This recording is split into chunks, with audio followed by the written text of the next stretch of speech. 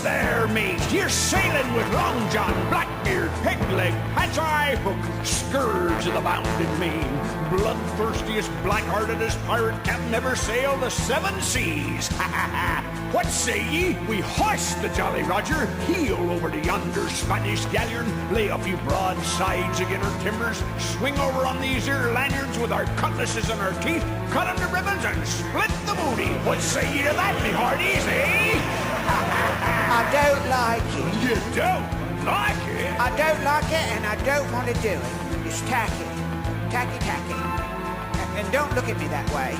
Well, if you don't like it, what do you want? I want to sing and dance. I want to sing and dance. I want to be a pirate in the Pirates of Penzance. Wear me silver buckle slippers and me tight shiny pants. I want to sing and dance.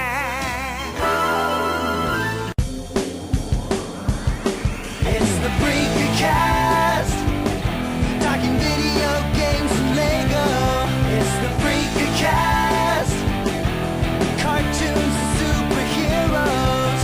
Then through the idea man, and Matt the Builder, gonna make a show that's killer. Freaks in, freaks out.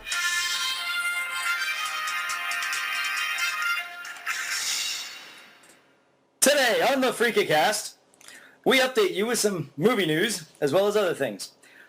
The Dark Knight Rises has currently been labeled as a war movie by its producers, most notably because of the fact that the character Bane is being used more as a revolutionary, and from what we've seen of the trailer, well, it looks like a war is going to go down in the streets of Gotham. Also, in Batman-related news, check out Batman and Robin the Musical. Absolutely hilarious. Also done by the same guy who did Conan the Musical and maybe The Terminator. There was another one he did. I can't remember. Both are very hilarious. Don't forget that the Avengers are coming out May 4th, and there's a brand new trailer up online. It's also being seen on TV and in theaters as well. Recently, I saw John Carter. Awesome. Need to go see that. I also got to see the Spider-Man trailer in 3D. Amazing. Which, it's Amazing Spider-Man anyway, so it fits. Going back to Dark Knight Rises a bit, theoretically, we should have a new trailer in May. So we've got that to look forward as well. Also, this month, hopefully about middle of this month, Lego Superheroes. We currently have the DC Superheroes with Batman and Superman, but we're going to have Avengers Lego sets coming out as well. So look forward to that. And later this year, hopefully August, if not August, then December, hopefully with the release of The Hobbit, we will have Lord of the Rings Legos. I'm looking forward to that, actually. At least to see what they look like. They are very impressive. The helmets designs, the weapon designs, the different character designs are very much there. The elves, in fact, for Legolas, they have his pointy ears attached to the hairpiece. Cool. Which is pretty neat. Also, I recently mentioned, not really an update, but just a little bit more information on the current Superman costume from Zack Snyder's Man of Steel. I know in previous episodes I had talked about how it was very evident to me that the costume was going to be what was worn on Krypton. And this update confirms that, basically. Costume designer Michael Wilkinson explained that since they created a neo-medieval backstory for Krypton, which sounds pretty cool, actually, which included the creation of a new language, even more awesome. It's an alien planet, should have an alien language. So now there's going to be something else the nerds can learn other than Klingon. Right. Kryptonian. Which will be interesting because I've heard that the way Krypton's going to be designed is more akin to Coruscant. Very much skyscrapers and that futuristic city look. So it should be interesting, the culmination of designs they have. But it said it made sense to utilize the suit design as part of the mythology. Everyone in Krypton wears this type of suit. As I speculated before, this confirms it. So using, what's it called, ZBrush and rapid prototyping, I guess the programs that they use, Wilkinson came up with the blue/gray color and chainmail look, which you don't really notice right away just from looking up, but if you look up close, it does have a texture to it, and the idea of chainmail sounds really cool to me. So kind of having that look and feel to it is kind of neat. It says it has function and purpose and a logic to this fantastical world. Wow, logic and function. It's nice to see this finally being put into a comic book movie. And a Superman went that. I know. as opposed to Batman and Robin, where they just throw logic out the window. And sell toys. Yeah, which, quite honestly, the toys weren't that great. Also, in other movie news, it's been recently put out there that there is not only a new Teenage Mutant Ninja Turtle movie, it's going to be live action. I believe the release date is December of 2013. Well, that was all well and good until they came out with this claim that apparently these turtles are from an alien race and they're going to be tough, edgy, funny, and completely lovable. That makes me not want to go see Okay, it. here's the thing.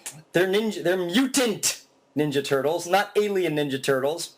So already, strike one. First of all, tough, edgy, I like that. Funny, well, Michelangelo can be funny. Yeah. I'll give him that. He can be the comedic relief. I'm okay with that. And you know what? I don't want a Ninja Turtle movie that's like Sin City. I don't want it too tough and edgy. I do want some comic relief at some points. But not lovable. I don't want them to be like Care Bears. You basically don't want them to be attempting the third movie again. Where they were going for, oh look, they're big Muppets. Yes. And mad-looking ones at that. Well, with today's technology, they better not be bad-looking. So at least, if nothing else, we'll get a better-looking movie. Better-looking characters, but as we've said before, it will be because curious. It looks good, does it make it good? True, very true. However, it will be curious to see the development of this as we proceed. I'm just hoping that this is them throwing this out to make people mad, to be like, ha ha, this is what it really is. We fooled you. I'm hoping. That would be nice. We'll see how it goes. Or maybe since it's so early on, they're like, all right, let's throw this out there and say, they're going to be aliens, and see what they say. The fan reaction. If they're all like, boo! All right then, strike that off the list. Yeah, well, and that's a good marketing tool that they could be using. I'm not really sure if they're going to go that route or not, but it certainly would be nice to know that was taking place. So, do you have any updates on anything? I ate a sandwich today. So did I. Actually, I didn't. I had a hot dog. But Aha! any updates related to our topics? Any video game news? I'm sure there is, but I haven't done any. I know Simon Pegg's working on a film because I subscribe to his Twitter feed, but what the name of it is, I can't remember. Speaking of Simon Pegg, if you have not yet gotten a chance to watch the episode Bounty from Clone Wars, it dealt with Asajj Ventress being a bounty hunter. They had Dengar in the episode, voiced by Simon Pegg. He did a rather interesting job at it, so it was nice to have that character have a voice. And plus, he'll more than likely show up in the next Star Trek movie. Oh yes, he's already confirmed. Well, there you go. I mean, he's Scotty. He's our new Scotty. And a funny one at that. Well, I would hope so. So anyway, that concludes our very first News Minute. Yep. Stick around for the actual episode. Yo ho, a pirate's life for me. We pillage, we plunder, we rifle and loot. Drink up, me hearties, yo ho. We kidnap and ravage and don't give a hoot. Drink up, me hearties, yo ho. Yo ho, a pirate's life for me. We extort, we pilfer, we filch and sack. Drink up, me hearties, yo ho. Maraud and embezzle and even hijack. Drink up, me hearties, yo ho. Yo ho, a pirate's life for me. We kindle and char, inflame and ignite. Drink up, me hearties, yo ho. We burn up the city, we're really a fright. Drink up, me hearties, yo ho. We're rascals, scoundrels, villains, and knaves. Drink up, me hearties, yo ho. We're devils and black sheep, really bad eggs. Drink up, me hearties, yo ho. Yo ho, a pirate's life for me. We're beggars and flaggers and ne'er-do-well cats. Drink up, me hearties, yo ho. Aye, but we're loved by our mommies and dads. Drink up, me hearties, yo ho. yo ho, a pirate's life for me. Yar! Yar! Ahoy, mateys! Bangar! Arr! Sorry, that was a random voice. And who might this random voice be? Well, I'm the most feared pirate in all the seas, of course. Well, no, there can't be that way, because I'm the most feared pirate in all the All right, seas. well, I'm the second most feared. Oh, no, wait, I'm the most feared pirate in all the bees. Right, so come in again then. I'm the most feared pirate in that river over there. Just know when I have a little One of bit. those dreaded river pirates, are you now? Aye. Always cutting in our... You always got to beware of those dreaded river pirates. Especially when they're on a creek. 'Tis true, but you'd rather have me than the river troll. Oh, no. They steal your billy goats, you know. Yeah, they do. I loved that book when I was a kid. Right. I have no idea what they're bloody talking about. Neither do I, actually. I'm just going to thunder your little river craft and be done. But you can't get there from the ocean. Ah, damned. I mean, darned if I do. It's blocked. Anyway. So, we should probably explain what's going on here. Yeah. We're talking about pirates today, if you haven't guessed. Ahoy, mateys, and let's show off me hearties. I'm Andrew. And I'm Matthew Puetz. We're talking about pirates? Oh! I'm guest star Mike Yow. Hello, Mike. How are you today? Hi, Andrew and Matthew. I'm excellent. I'm excellent, I am. I'll make you rock the plate. The devil to pay you will. Whatever that means. I don't know. I'll just say it until I run out of things to say. Well, how much do I owe him? 70 doubloons. That's right. Doubloons, I forgot. Does he take a check? Will you be taking Only on your arm. Only for the rum. Well, yes, we get paid in rum. That's good. That's right. Now we switch to Jack Sparrow, of course. From traditional blind to Jack Sparrow. Anyway, this is the Freakacast. Who knew pirate voices are so much fun? Everybody. Yeah, I know. Yeah. Everybody knew that one. Although, maybe less people now Yeah. like that, but... Yeah, we probably killed it now. I mean, what's worse, Hopefully pirate voices or pirate jokes? Our job's here is done. Hey, Mike. What's Our job is done. What's a pirate's favorite car? A yard! Oh, God, I'm too slow in the tick, am I now? Next. I don't have any that's clean. What's a pirate's favorite movie? R-rated. Ah, you threw me there. I thought you were going to say an actual title, but you made a ratings for a lot of them. What's a pirate's favorite letter? B. Z. Don't say R. I'm not, because pirates don't read. R. Right then. That's a new spin on an old joke. We're going nowhere with this podcast already. Awesome. We haven't even gotten to the topic and we're derailed. Well, the real question is, does a pirate really go anywhere? That's right. It's a good question, actually. Grammatically. But really, when the pirates all up on rum, do they really steer straight? That's a good point. Did they have DUIs back in then? Sailing under the influence? An AUI. Oh, influence. Be an SUI. Singing, swimming, swearing. Swearing under the influence. Sword playing. Captain Scurvy, we're revoking your pirate's license. Didn't know I had one. Scurvying under the influence. There's another good one. Scurrying under the influence. All right, so your 9 listeners are now down to 2. We have 9? Awesome. Well, you had 9. Aw. So what do you guys like about pirates? Many things, actually. Other than the silly voices. Well, the interesting thing... Actually, they didn't actually talk like that. We just think they do. They're probably like, well, Yeah. turn about, lads, and very good boy, good chap. Turn to starboard. We've got several leagues to go, I believe. Highly educated in several millions of different languages, actually. And I do read and write in Latin and French and... Sorry, someone needs to cut me off. I'll just keep going. Right, it's just so entertaining. Well, there were French pirates. There were, there were English pirates, pirates, obviously. Probably English pilots as well. Yes, Pilots. Well, actually, it's a good point because in more olden times, the captain of a ship, or actually the guidesman of a ship, was a pilot. Makes sense. So, I mean, we had to get the term from somewhere. Yeah, I mean, before they were flying, they were sailing. Right. Pilot. You cheated, pilot. No, but it's interesting you bring up the voice because many people don't realize this, but it's a slight twist on the Irish accent. It is. Which it's not really... Scottish and Irish. Right. Yeah, all You those hear a isles. little bit more of the Irish than the Scottish, but there's definitely some of that Celtic influence, which is really not surprising considering that pirates are known for heavily drinking, as is the Irish and Scottish. What are you saying now? I'm not saying anything. Brother, after St. Patty's Day and you judge us all. I'm not saying anything. But no, that's a good point. Yeah, I It can't actually do that works, accent whatsoever, so I'm just going to stay out of this one. That's all right.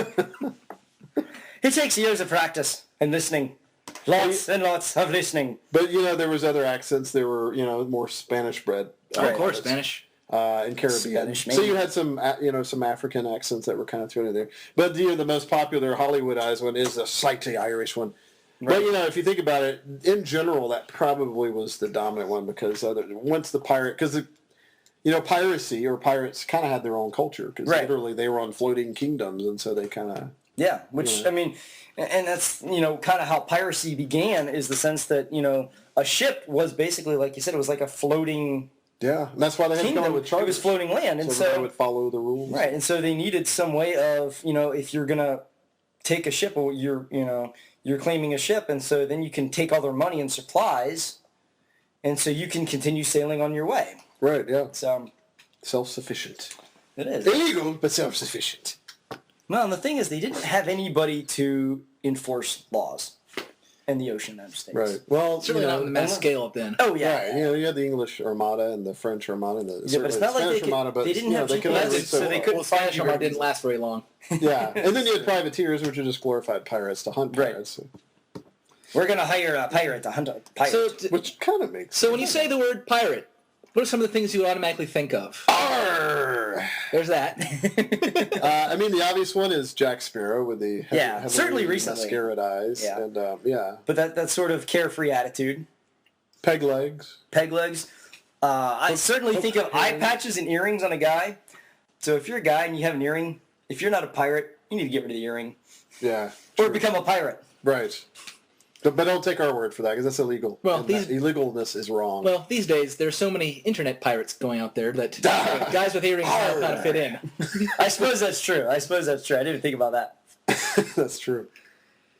You have hooks. Yeah. Swords!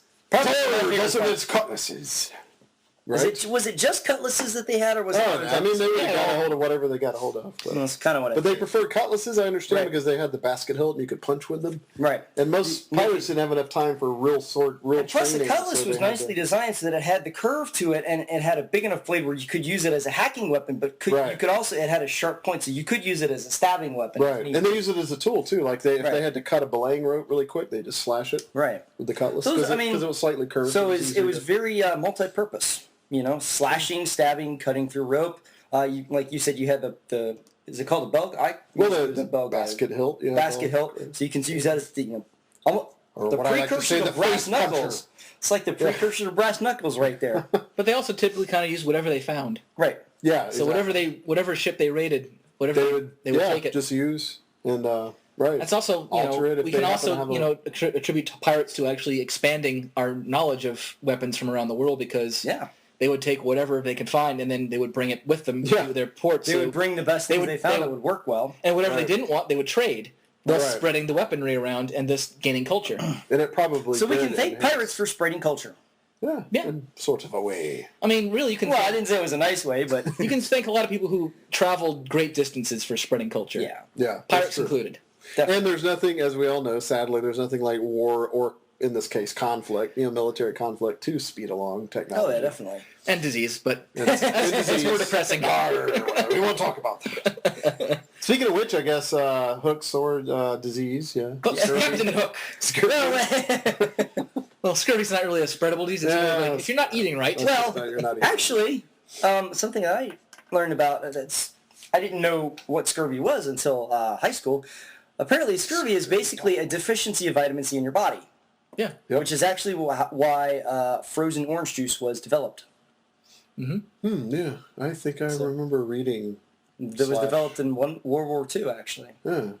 Cool. To keep people from suffering from scurvy during the war. That's awesome for derailing us off topic. So we do that a lot on the show. No, that's good. I will never remember that. Sir, you have no idea how much stuff is stuck in my brain that I didn't want to be there, but it got there and it's stuck. We're all full of useless information. That's just trying to get out. Another thing I really like about pirates is their ships. Because they have some pretty awesome ships. That's true. Oh, you skipped gold. Doubloons. Well, yeah, gold is awesome. But, gold, treasure, silver. That's true. Shiny hats. Well, actually, you got a good point because the ultimate plunder item in a successful pirate raid was the ship. Because now you have... Usually if they got gold, they were just going to go buy stuff to make a better ship, to alter it, or to even have one, God forbid, legally built. Right. And so if you already had it intact, then you already got it. Because as much as the movies would like us to believe, it's not like they would take their treasure and bury it, because like that was their income. Mm-hmm. They still need to eat. Well, they might have buried it on occasion, but they would have most certainly been back like fairly. It would have been more like, the little dinghy can't quite hold the giant chest, so let's put it to the side, but we'll most assuredly be back within a week. Right. But if you have a giant ship, you're going to... Well, there's also the case of, even if you don't have a giant ship, if you have so much stuff, there's a weight issue. Right. Right, yeah. So they, maybe have buried what they couldn't take with them that one time, because okay, we can only have so much weight on this thing. Yeah. Gold's heavy. Yeah. There's a thing called ballast. Yeah, so whatever they can't bring with them the first time around. You don't want your ship too top heavy and then it falls over. Yeah. Right. As amusing as that would be. Yeah. To watch, not to be on. What a way to go. Very true. Drowning by gold intake. Too much gold. Drowned by my own ship. Arr. And I wasn't even the captain, and I went down with it. Oh, I wasn't even the captain. Was there a captain in there? That was a really bad Jack Sparrow. I apologize. That's all right. We're just going to throw it in there. Sadly, there will be more to come. I suppose I should switch to my actual accent. I actually am from England. So I'll just switch back then, because that was a dreadful American accent, actually. Sorry. Right. No, I'm kidding. Another thing I like about pirates... Obviously, I wasn't there. Wait, what? You're not the Highlander? No. Which Are you even a Highlander? No. I don't even own a Highlander. That's disturbingly weird. I'm at the car. I'm Seamus McLeod. How you coming? I'm waiting for you. You owned me. You bought me. Back in the closet, you. Right. I'm not saying I'm coming out the closet. All right. Give me my 3 wishes. Get back in the closet. That's a genie you are. And once again, off Of course. One of my favorite things that got me interested in fencing in college was swashbuckling. There's nothing, quite honestly, as exciting as watching 2 guys sword fight on a ship. That's true. Well, really anywhere, but especially in pirate costumes. Actually, there is one thing better. Probably watching 2 women. Oh, okay. You beat me there, yes. So, it depends on the woman. That's true. And I'm derailing again. So anyway, yes. Because they didn't teach swashbuckling 101, so you had to take fencing. Right. Because I tried it. I just wanted to sign up for swashbuckling 101. We don't have that. We only teach fencing. I don't want to fence. I'll do that then.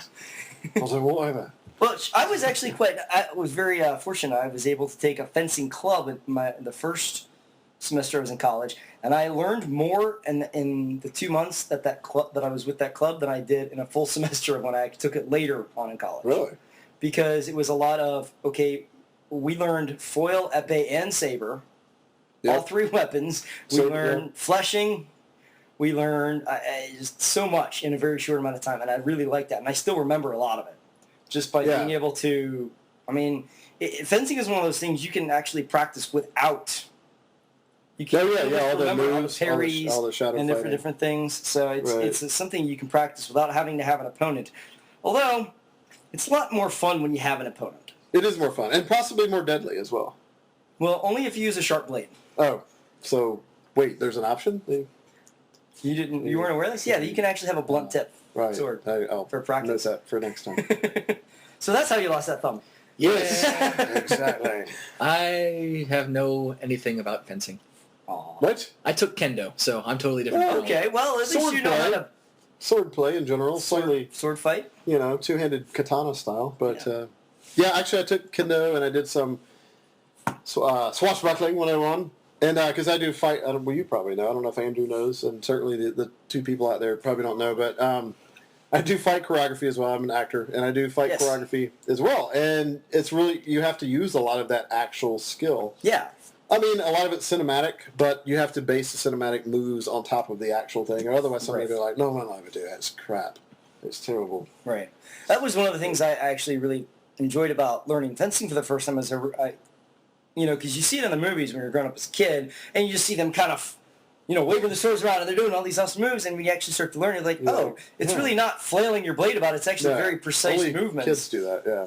And in fact, it's one of those things where if I were to... Because the object is actually to strike the opponent, not to just... Aha! Well, yeah, the object is actually to put the pointy end of your sword into your opponent. When the end goes into the other man. Right. Not hack the sword off the other guy. Yeah.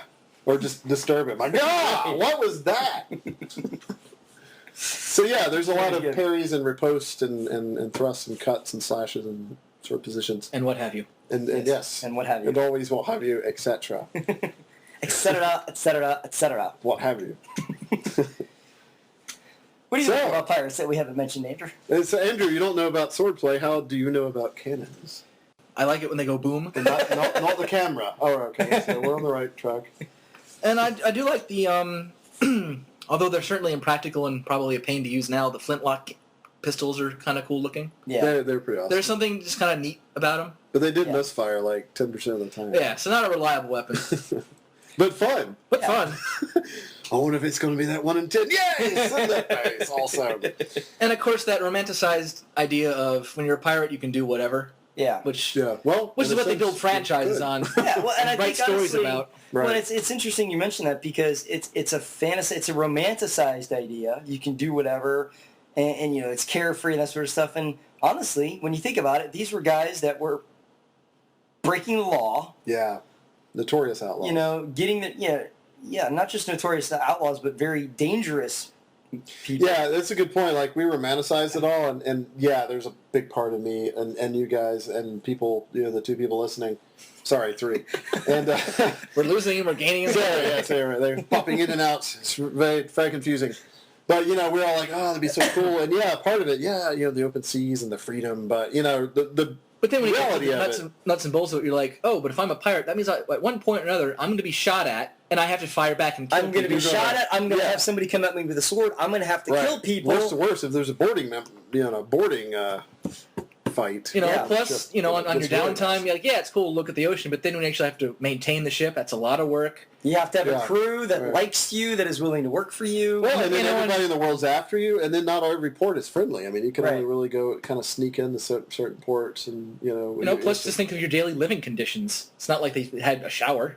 Yeah, right. Then again, they also didn't care. True, but even then, it's, again, going back to reality and bringing it down a little bit. Yeah. One of the things they bought the most, other than food, was medicine because they had there was so much disease going around. Yeah. Because they didn't take a shower.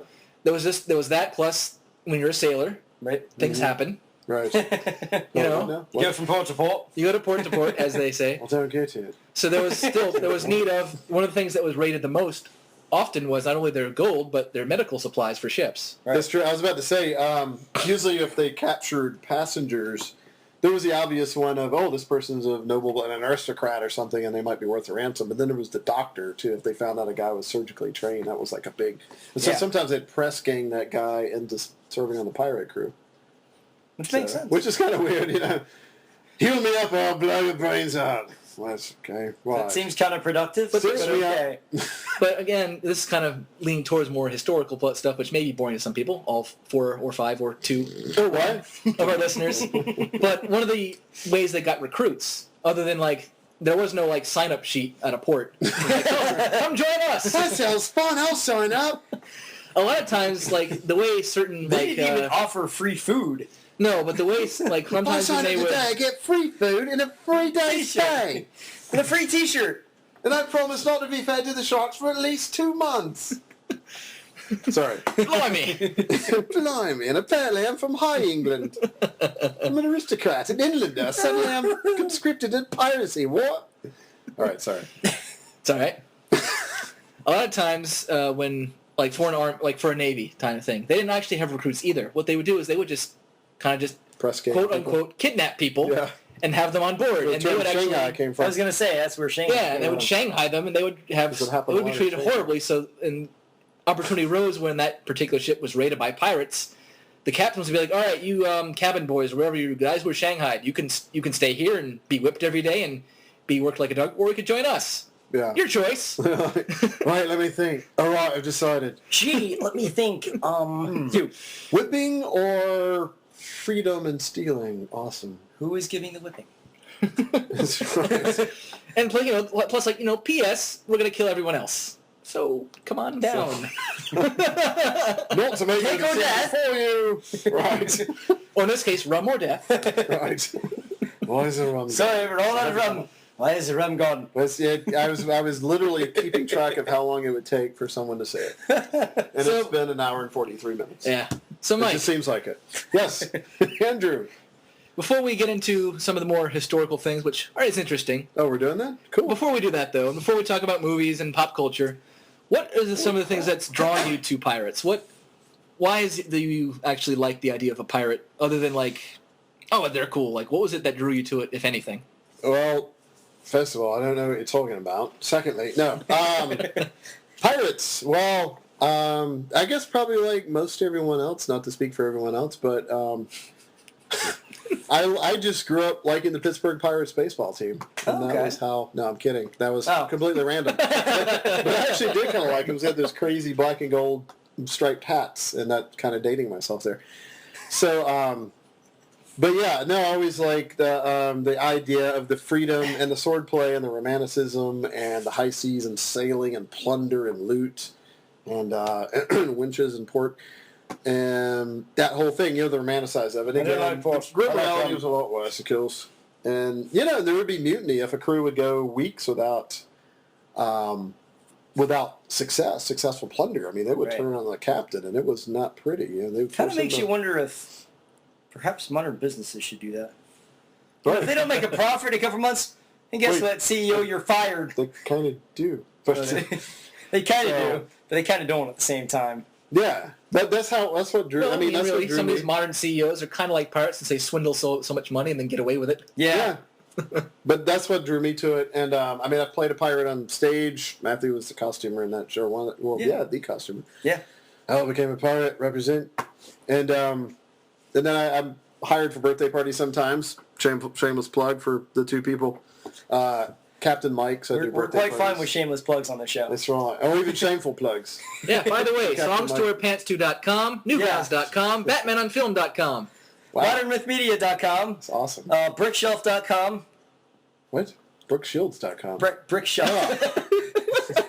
Probably should check out Brooke Shields. I'm going to go check out BrookeShields.com now. I didn't even think of that one.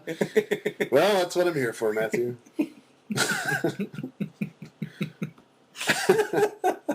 So, I turned the question on Matthew and Andrew. So, how did you guys turn on the pirates? Honestly, for me, it was through Peter Pan.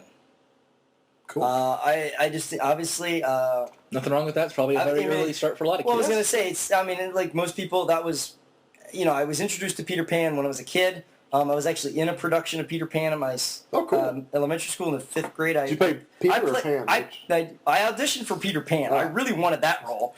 Because honestly, I didn't want it to go to a girl, which it did. Because I wanted Peter Pan. Darn you, Julia Andrews. I wanted Peter Pan to be played by a boy, and they still cast a girl. And that's. But I got to be a lost boy. I got to be one of the lost boys, so I was okay with that. Oh, that's pretty cool. But I remember. No. You know what? I would have been okay playing Wendy. Well, if Peter Pan's a girl, Wendy should be a guy. I agree. Double standard. Actually, I still have the script from that play. I don't know how, but somehow it got. That was only a year ago, right? Man, you really are a pack rat. Yeah. Well, you know what? It's one of those things. I don't have anything from elementary school. I got it, and I got a yearbook every year except for 2 grades growing up. Yearbooks don't count. Well, I know, but I was going through stuff, and for me, it had sentimental value because that was something I was involved in. My mom made what? Oh, I'm sorry. Every time I cough, it sounds suspiciously like pack rat. I apologize. It's all right. I am a pack rat in many senses. That's not bad. But no, it's Legos. No, it's not bad, but he is a few steps away from hoarder. Yes. Nothing's growing or alive in there. You should be okay. Not yet. Not yet. The day your Legos start moving, I'm out of here, though. The Legos have It's probably fine. I completely understand, but no. So I just wake up it's like I just see the marching going around. And you're like, oh God, the revolution started! And thanks for that image. I'll sleep peacefully. Oh God, the Lego pirates are after me. It'd be that's a very nice segue. If they tied you down, you could be like Gulliver's Travels. Thanks. I'll sleep better now. You're welcome. We'll have dreams of Jack Black and camping cord. Actually, anytime you have a dream of Jack Black, it's a bad thing. Yeah, it never ends well. I was going to say, I'd be less worried about the Lego Pirates than I would the Lego Stormtroopers, because there's a lot more of them. And dreams getting better. So, but, as I was about to say, even though I didn't get to play Peter Pan or even a pirate, at least I was one of the Lost Boys, so I was on stage enough. Do you remember which Lost Boy? I was Nibs. Nibs. And my only line was, well, we can be a handful. That was your only line? My only line. Probably a lot of stage time, though, but just not a lot of lines. Yeah, well, that's what it was. Fair amount of stage. We had a couple songs and dances, because it was kind of, kids' musical. So what was some of your lyrics, then? I remember... Please don't make him sing. Uggle, wahoo.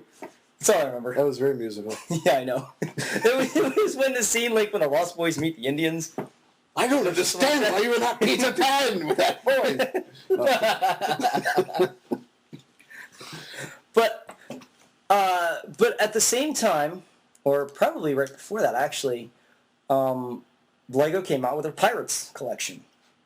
And that was kind of like the first time... Lego.com. Yeah, Lego.com.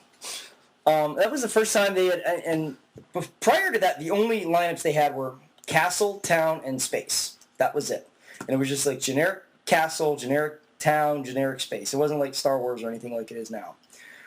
And so when they came out with Pirates, and they had, the ships, like, the hulls were like one piece, where, only, they were a couple pieces as opposed to you having to build it brick by brick, so there was a lot more detail to it. And it had full sails, and you had cannons that fire! I was so excited about cannons that fired. That's awesome.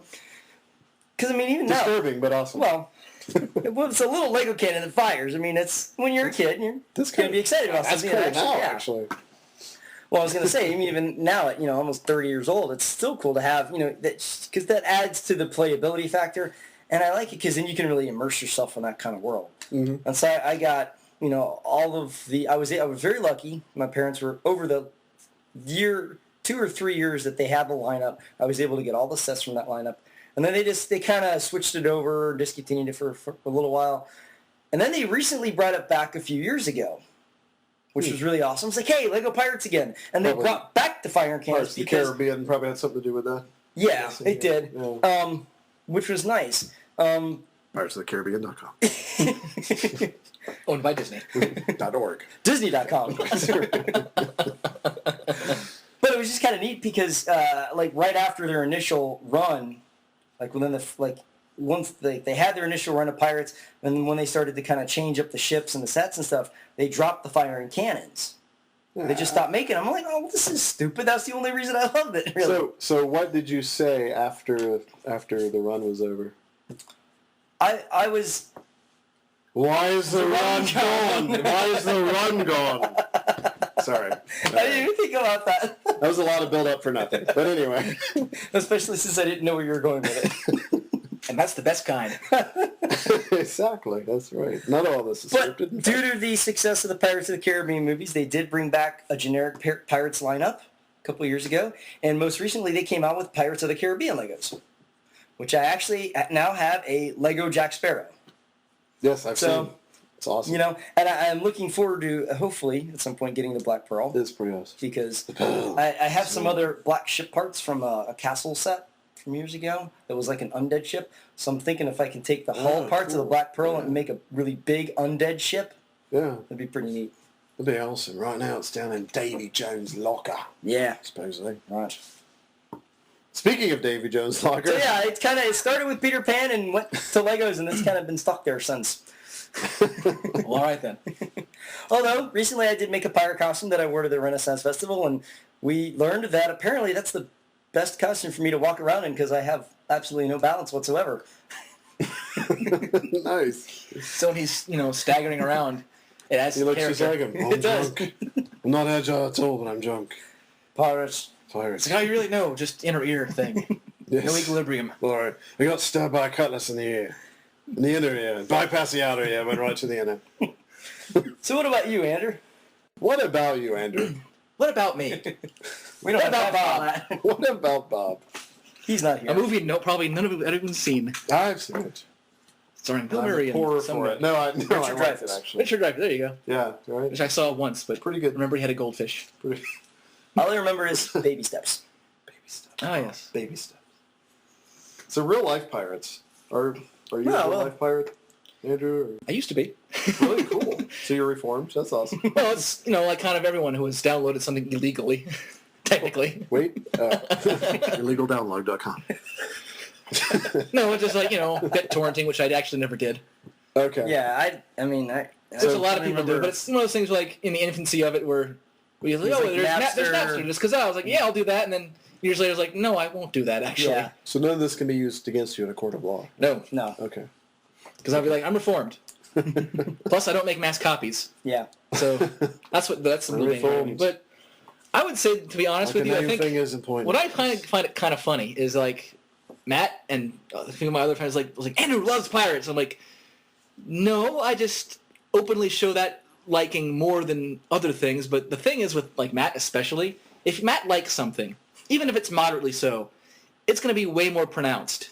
What? With me, not so much. I don't see that. For example, you don't have to even talk to Matt. Just go look at the living room, look at his room, and you'll immediately tell he likes Batman, Star Wars, and Lego without saying a word. What? Wait. Immediately. Then you can look at his DVD collection and say, okay, a lot of Superman, there's a lot of superheroes in general, there's James Bond, all those sorts of things. Captain America. Man, Wonder Woman. Basically, anything that interests Matt, he'll have representation of it somewhere. I carry my swag well. And even then, if he especially likes it, he'll make a costume out of it. Yes. With me, it's not so much. You look at my room and you're like, well, he likes playing video games, but so do a lot of people. Yeah. There's a Spider-Man wall scroll, so he maybe likes Spider-Man, but it's also kind of colorful and breaks up the dead silence of a bare wall. Right. Like, So it's not a bare wall, like there's no bear rug on it or anything. Or that would be kind of cool if you had like two claws coming out. Yeah. Then I couldn't sleep at night. Okay, yeah, right there. Spider-Man's so much more soothing. Instead of rocking myself going, can't sleep, clown will let me, he's like, can't sleep, bear will get me. That's something you want. Once again, proving Stephen Colbert's point that the number one threat in America is bears. StephenColbert.com. Actually, it's ColbertNation.com. Right. Whatever.com. He has a couple more listeners than you guys, probably. Oh, I'm sure. Three or four, maybe. 1,000 million. Well, maybe listeners, but he has a lot more viewers. Certainly. Certainly, I would think. But for me, it's one of those things where, yes, I showed a bit more just in the fact that like I've expressed more interest in the subject. That's just kind of the weird thing. Is like I'm not as expressive, but to go back to it, I like it for similar reasons that Mike said, where they romanticize the idea of like, hey, I can kind of do whatever. Plus, I grew up in Florida, so the idea of being on the ocean or near the ocean, that appeals to me quite a bit. So to me, pirates, when I think of them, I automatically think on a ship on the ocean, which I like. Yeah. So that's kind of things I like. Florida, the ocean. I grew up in North Carolina and considerably more inland, closer to the mountains, but we went to we were beach bums, even though we lived in the mountains and actually, segueing into real-life pirates, Blackbeard. We actually, they found Queen Anne's Revenge actually off the coast of Carolina. We used to swim pretty close in those waters. It was pretty cool. It was kind of near the Kitty Hawk Beach, which is where the Orville brothers first flew. Interesting enough, and Holden Beach and North Myrtle Beach, those waters there, pretty cool. It's not as cool as Florida, but actually the Carolina coast is very kind of. That's why they shoot a lot of movies there. It has a very cool, haunting sort of rocky area, and when you go there, kind of like parts of Florida, you can tell why pirates would love to visit those waters because there's a lot of outlying. The Outer Banks and Keys, are basically terms for smaller islands that serve as kind of defensive barriers. So strategically, it was very good. Yeah, to hide, and also they were natural breakwaters, so the tide wasn't too ridiculous. Yeah, right. Plus, if they knew the waters well, they could always position to where other boats can't go. Like there's coral they could go, or if it's too high, they can natural defenses. Natural defense. Right. So if they know the waters, they can go around and then set up, maybe have lures and traps so that if someone's trying to pursue them, they would go for that route. Got to go straight and then wreck their ship. Right. Yeah, because they were, they eventually became really good sailors.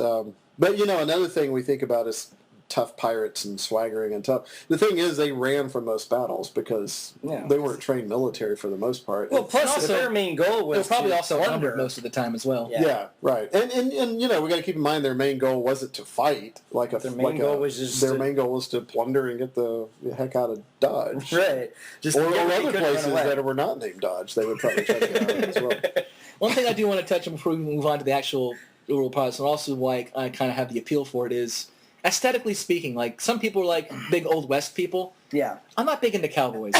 I've never have been, and I enjoy the films every once in a while, but for me it's like, it's not as visually appealing. I like the idea of having a gunslinger. Yeah. That's kind of cool. But like for me, like look like visually, Yeah. the whole pirate scene also appeals to me as Oh, well. no, Yeah, the I seas can tell and you all. that, especially just from the clothing aspect, with pirates there's a lot more color. With cowboys, it's like there's a lot of black It's and drab. gray and Well, when you brown, think it's a lot cowboys, of like they're in the drab. Old West, so they're very dirty and dusty. So you have that, Yeah, you know, right. plume of dust. And everywhere. yeah, it's rugged, which is fine. Right. But yeah, I agree. Visually, it's not as You know, you think John Wayne in a desert. Yeah. yeah. Right. You know, and then the reality is that they probably they had a little more colorful clothing. Probably not a whole lot, as they couldn't afford it on the frontier for the most part. But, there was probably a little more color. Well, and especially Right. at that time period, there wasn't a lot of color in average clothing. Yeah. So But, to segue the two together, or to join the two together, like a bandit cowboy, well, technically a cowboy, cowboy is actually a guy that rustles cows. But anyway, like a bandito from the West would have been Like an basically like outlaw. a pirate, an outlaw. Basically, it was a pirate who just has a horse instead of a ship, and Right. he's on the desert instead of sea. Otherwise, completely the same. Yeah, and Yeah. again, we romanticize the bad guys in this Yeah. sense. We're like, hey, there's some freedom. We're like, robbing a bank is cool. This is the freedom, right? yeah, it's, And we all have a dream. Then you go to gangsters. We always so Yeah. that kind of ties in. Yeah. That's are probably my modern least favorite genre. Actually, is gangsters. No offense to people like gangster stuff, but still the same. well, idea, depending upon you know? how it's been done. Yeah, the same idea. But same idea. To romanticize the fact that you can do what you want and kind of... Because we all have, I think, this inner fantasy to stick it to the man. Well, it's that idea of freedom. And yeah. Yeah, you know what I don't fantasize about? Running from the police, Yeah. which is what these guys did a lot. Yeah, Even in the romanticized version, they're being chased quite a bit. yeah. Is that a Spanish privateer with a blue siren? What? It's a blue light. That would be rather There's interesting. there's a guy in the bird's nest. What's he doing? He's going, wee-oo, wee-oo, wee-oo. That's what I hear, Captain. I don't understand. I think we're supposed to pull over. I can't tell if he's drunk or giving us a warning or both. I think it's better to pull over. How do you pull over? Where do we pull over to? Pull over the next reef. Quick, wait till they invent a signal. Here's your turn signals. That'd be awesome just to see like the police ships, like the blue lights and the siren. You get the turn signals on the back. One or up. A big ship with headlights. Left or up, turning left. You know, and of course, when the cop wants to saunter over, he has to use a rowboat. And yet it's still a portly guy with a big hat. Of course. Do not get out of your vehicle. I'm rowing to you. License, registration, proof of boat Iris insurance. pass. Actually, he's always got this southern accent. We're not really sure why. Blackbeard, the reason we pulled you over is you were going over 15 knots, you understand? I'm going to let you off on a warning on account you got a lot of plunder. And in fact, you get that big fancy sword there. I don't understand your weird By accent. the way, your back light's out. You might want to get that checked. I'll get that check. Bison. I didn't realize I had a light. It's a 25 doubloon penalty in the waters of Mexico, Spain, wherever we are. I'll come in again. By the way, can you tell me how to get back? I've chased you for 100 miles, and now I don't know where I live anymore.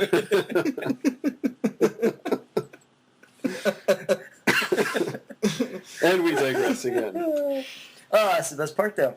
So I understand that Blackbeard's real name was Edward Teach. Yes. Which they actually said in the movie, which was kind of neat.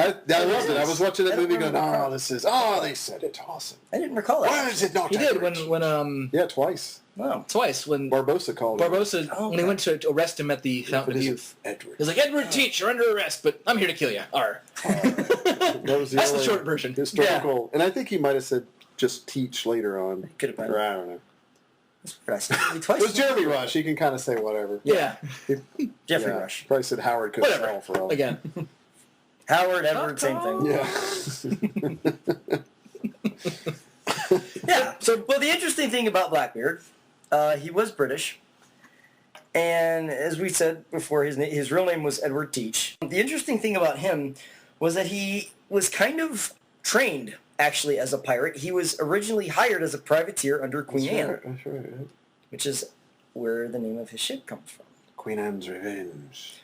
And so he actually fought during the the War of Spanish Succession, I can't remember if it's succession or secession, Secession. but it was Yeah. in the early 1700s. We all know what you mean.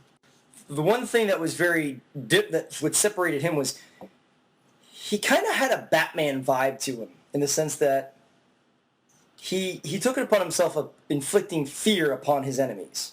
For instance, he started growing his beard out, and he braided the beard, and that wasn't the effect. The effect was he would take rope and put it under his hat and then light it.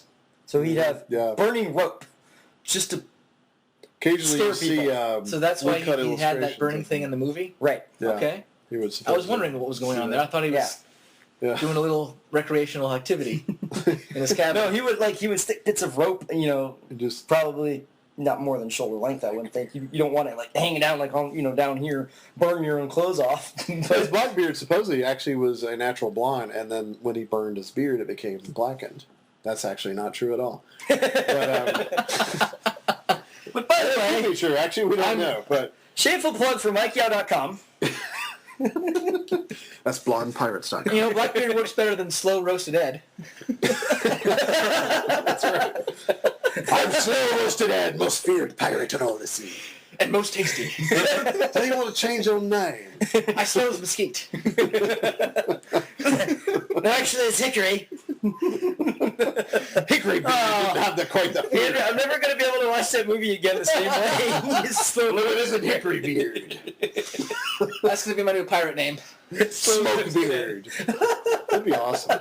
If not, it's a good dwarf name. Grandar Smoke Beard. Grondak Hickory Beard. I'm Hickory Ham Hat. I'm Hickory Ham Hat. Man, fear me. We've lost Matthew, by the way. So, while Matthew recovers, Andrew and I will hold the fort down. Oh, hold the fort down. Hold the fort down. I wish we were a visual podcast because Matt's beat red right now. He is. So amazing.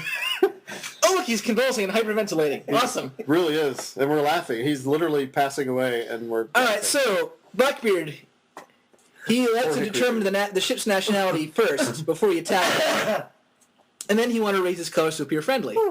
That's coming out the element of surprise. Yeah. Always the best thing when you want to... We have surprise and stuff. Raid someone, yes. Coming again. Once the other ship was in close, he attacked it. And he actually, as you mentioned, had his home base in North Carolina.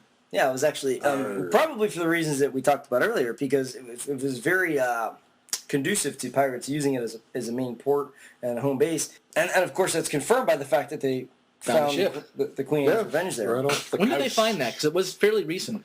Yeah. I think Was it last year or the year yesterday, or day before yesterday? No, it was literally, within 2 years. 2 year, I guess. I know one of the 7 people are going to call in and say... If we had a call-in show. Dude, well, we're going to teleport in and say... I mean, if you want to correct us anytime, go to our Facebook page, The Freak Entertainment on Facebook. Well, actually, and Freakacast. But I guarantee it happened within a day to 50 years ago is when it was discovered. Or you could email us at thefreakacast@yahoo.com. There you go. Important stuff that we forgot to mention at the top of the podcast. So we got going. If you've survived this long, you now have that information. Yeah, but unfortunately, he had so many adventures. I mean, there was things that he would do that were, I mean, it was literally like he would, I can't remember all of them, or really most I mean, the of thing them, is, there's a reason why we know him. He was by far the most famous and renowned. And it just was the fact that he was probably one of the more successful. And part of the reason he was successful was the fact that he was feared among other pirates. Yeah, he was smart and decided to put up a intimidation factor, so he didn't have to deal necessarily as much head-to-head. And so he didn't have to worry about having to run as well. Obviously, he was still running from authorities, but at the same time, even some of those were authorities. And I think one of his famous flags was, and again I may be mistaken, black flag with red. I think it was a heart. It was like a laughing skeleton with a cutlass. Right. It was one of his flags. It was not, and that's the interesting thing. The typical Jolly Roger that we think of with the skull and crossbones actually was not very typical. No, that was that was just one of the few designs. Right. In fact, Blackbeard's was very different. It was actually, at least on the design I saw, it looked more like a laughing like the skeleton of a devil. I thought I saw horns. Yeah, I could have. Yeah. I think I saw horns. And then there was something with a heart. But he had the sword in one hand, and it looked like a goblet in the other. Oh yeah, that's. I may be thinking of a different one, or I think he also might have had used 3 more than different one. designs. I think maybe, but I think he always used black and red though instead of black and white, which red color of victory, violence, Right, And blood. Yeah, good pirate. very colors. obvious, and wine and rum. But it wasn't. So he actually ruled the seas for 2 years, from 1716 to 1718, and, Right. and Yeah. by that, I mean, if he was the most feared pirate and nobody was going to touch him, like he could do anything he wanted. But that's a good point. It was only a 2-year reign. Now I think Right. a lot of people think, "Oh my God, for 20 years he reigned terror upon." Yeah, It's like no, it was only 2 years because basically, to be an open pirate that openly hunted by so many people with such a huge bounty in your head to go for that Right. long is fairly impressive. But eventually, stuff is going to catch up And of course- to you, and this will happen. And of course, the thing is, at that point in time, trade was an essential thing for a lot of countries, especially blossoming countries like the United States at that time was starting to come around, and they were opening trades. Right. You can't have a pirate messing up your routes. Yeah, So right, eventually, yeah. someone's got to do something about it. Yeah. And that's another good point about the romanticism. It's like, yeah, it seems awesome, but if you're trying to settle somewhere and get your supplies, you're not too happy about those bloody pirates. Messing up your it could be your food getting there, or your iron ingots if you're a smith and you've got to make some stuff. Or, as we mentioned before, medical supplies. Yeah. Yeah. Right. So. But yeah, so he was able to hold this basically reign of the seas for 2 years, because eventually, or I believe it was, in 1718. Yeah, I mentioned that already. That sounds right.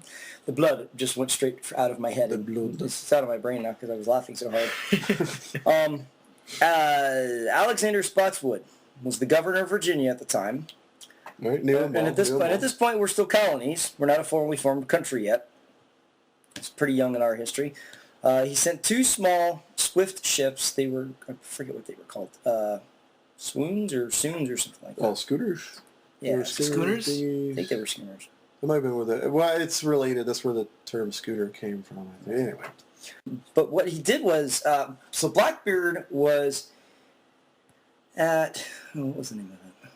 Which are fast, by the way. Scooter. Swift ships. I forget the name of it. Blackbeard was with his posse, for lack of a better term. He was with his crew, and they were having this big soiree for a couple of days. He's like, "Hey, we've just we've got this big pot of A pot of gold. plunder. Pot of gold. I'm not having a good shit. We're a day after Pot of Gold Day, by the way. I can't. So they had talk. plunder. Patty's Day. Plunder. Yes, Plunder. loot Loot. and plunder. All right. Swag. Okay, I think I'm on board now. Good. I've asked ye, look alive. That's right. You're on the devil to Well, I can look alive. I'm not sure if I am. I can hit you with off a and get to your station. No, that'll just put me out. All right. Anyway, so he was just having this big soiree, and basically the governor of Virginia, Mr. Spotswood, basically sent these 2 ships to trap him, and they were led by Lieutenant Robert Maynard. And what he did was, the 2 ships, they were coming in, and Blackbeard thought he was going to have the upper hand, because he said, I know these waters really well. I'm actually going to get myself into where they can't go. And what he did was, he got himself set up so that when the tide would come in, they would actually be, when the tide went out, they would be stuck on sand traps, Right. so they wouldn't be able to go. And so he was going to swing in and blow them up. Mm-hmm. Yeah, that didn't happen. Didn't quite work that way. Didn't work that way because these ships were not the ships he was expecting them to be. Because they were fast enough, they were able to get in before the tide got out. And if they were schooners, they're draft, meaning how Right. far the hull stands below the water line. Probably shorter, so they Pretty probably shallow. may not have gotten Right. stuck. Yeah, maybe 3 or 4 feet, maybe yeah, at the most. because they were fast enough and small enough to where they could actually pass through the waters. And it was a series of events, actually. Like, they were able to take over the Queen Anne's Revenge, or I'm not sure if it was the Queen Anne's Revenge or if it was that specific ship or not, but they were able to take the ship he was on, and they actually, Maynard chased him down, was able to shoot and hit Blackbeard. They kind of got in a duel position where we were firing at each other. Blackbeard missed. Not good. Nope. Maynard hit Not a him. good start. Didn't kill him, just hit him. And there was actually another guy, one of Maynard's men, that came up behind Blackbeard and... Decapitated him? No, well, he didn't decapitate him. No, wait. Cut his head off. Oh, that's the same. He got him, and so they actually took Blackbeard and then decapitated him. Ah, I knew it!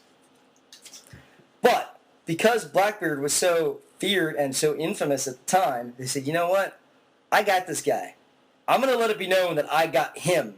So they took his severed head and hung it on the front of the ship as a warning to the pirates. And we are now PG-13 with that image. Everyone's head. Wait, what? That goes to 13? These days, I'm sure. Yeah.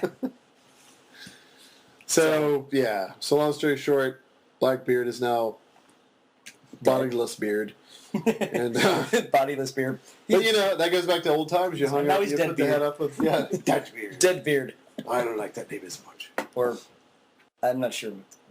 I was like, headless black beard, beardless head?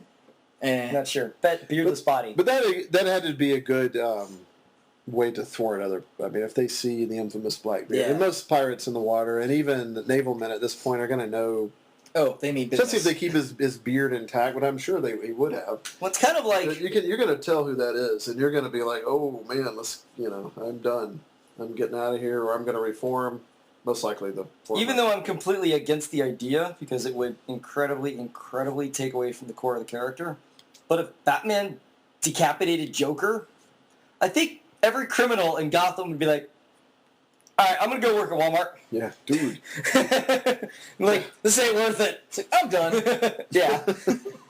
By the way, it's Batman.com. Actually, it's BatmanOnFilm.com. Yes, I'm not wearing hockeypads.com.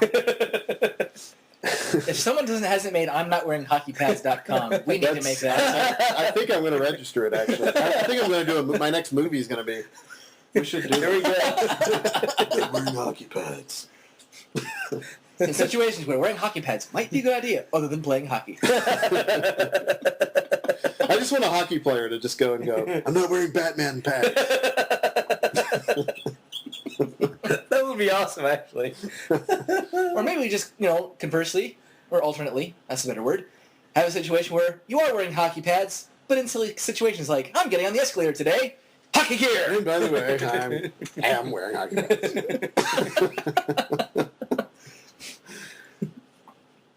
That should be... What's the random thing they do every day? The no pants subway day, which I almost... The what? Yeah, there's this thing. It's an improv group in New York that started it. So I think we just missed it by a couple of weeks. And yes, this is a major digression, but I'll get it out because it's kind of funny. That's all right. Digression is fine. No pants Yeah, because we don't digress at all. Yeah, there's this day, like once a year you do, it's no pants subway rides. And so it started with like this improv group in New York that decided like 10 guys are going to go on the subway just without pants. I mean, they had boxers on. Right. And just act normal and see what people would do. And they videotape people's reactions. And that kind of stuff is hilarious. Yeah. So it became a thing, and now like 25,000 people did it on MARTA this year. But then I was going to do it and missed it. I actually saw, I don't know if it was a gag or not, but someone had posted, like, if you show up on No Pants Wednesday or whatever it was to Best Buy, they'll give you a discount. Oh, yeah. Just without wearing pants. Actually, on that, the same improv group, just really quick, did something with Best Buy. They all walked in wearing blue shirts with the khakis, like Best Buy. Right. They had like 100 people walk into a Best Buy. Just standing around with this. You could probably find it on YouTube.com.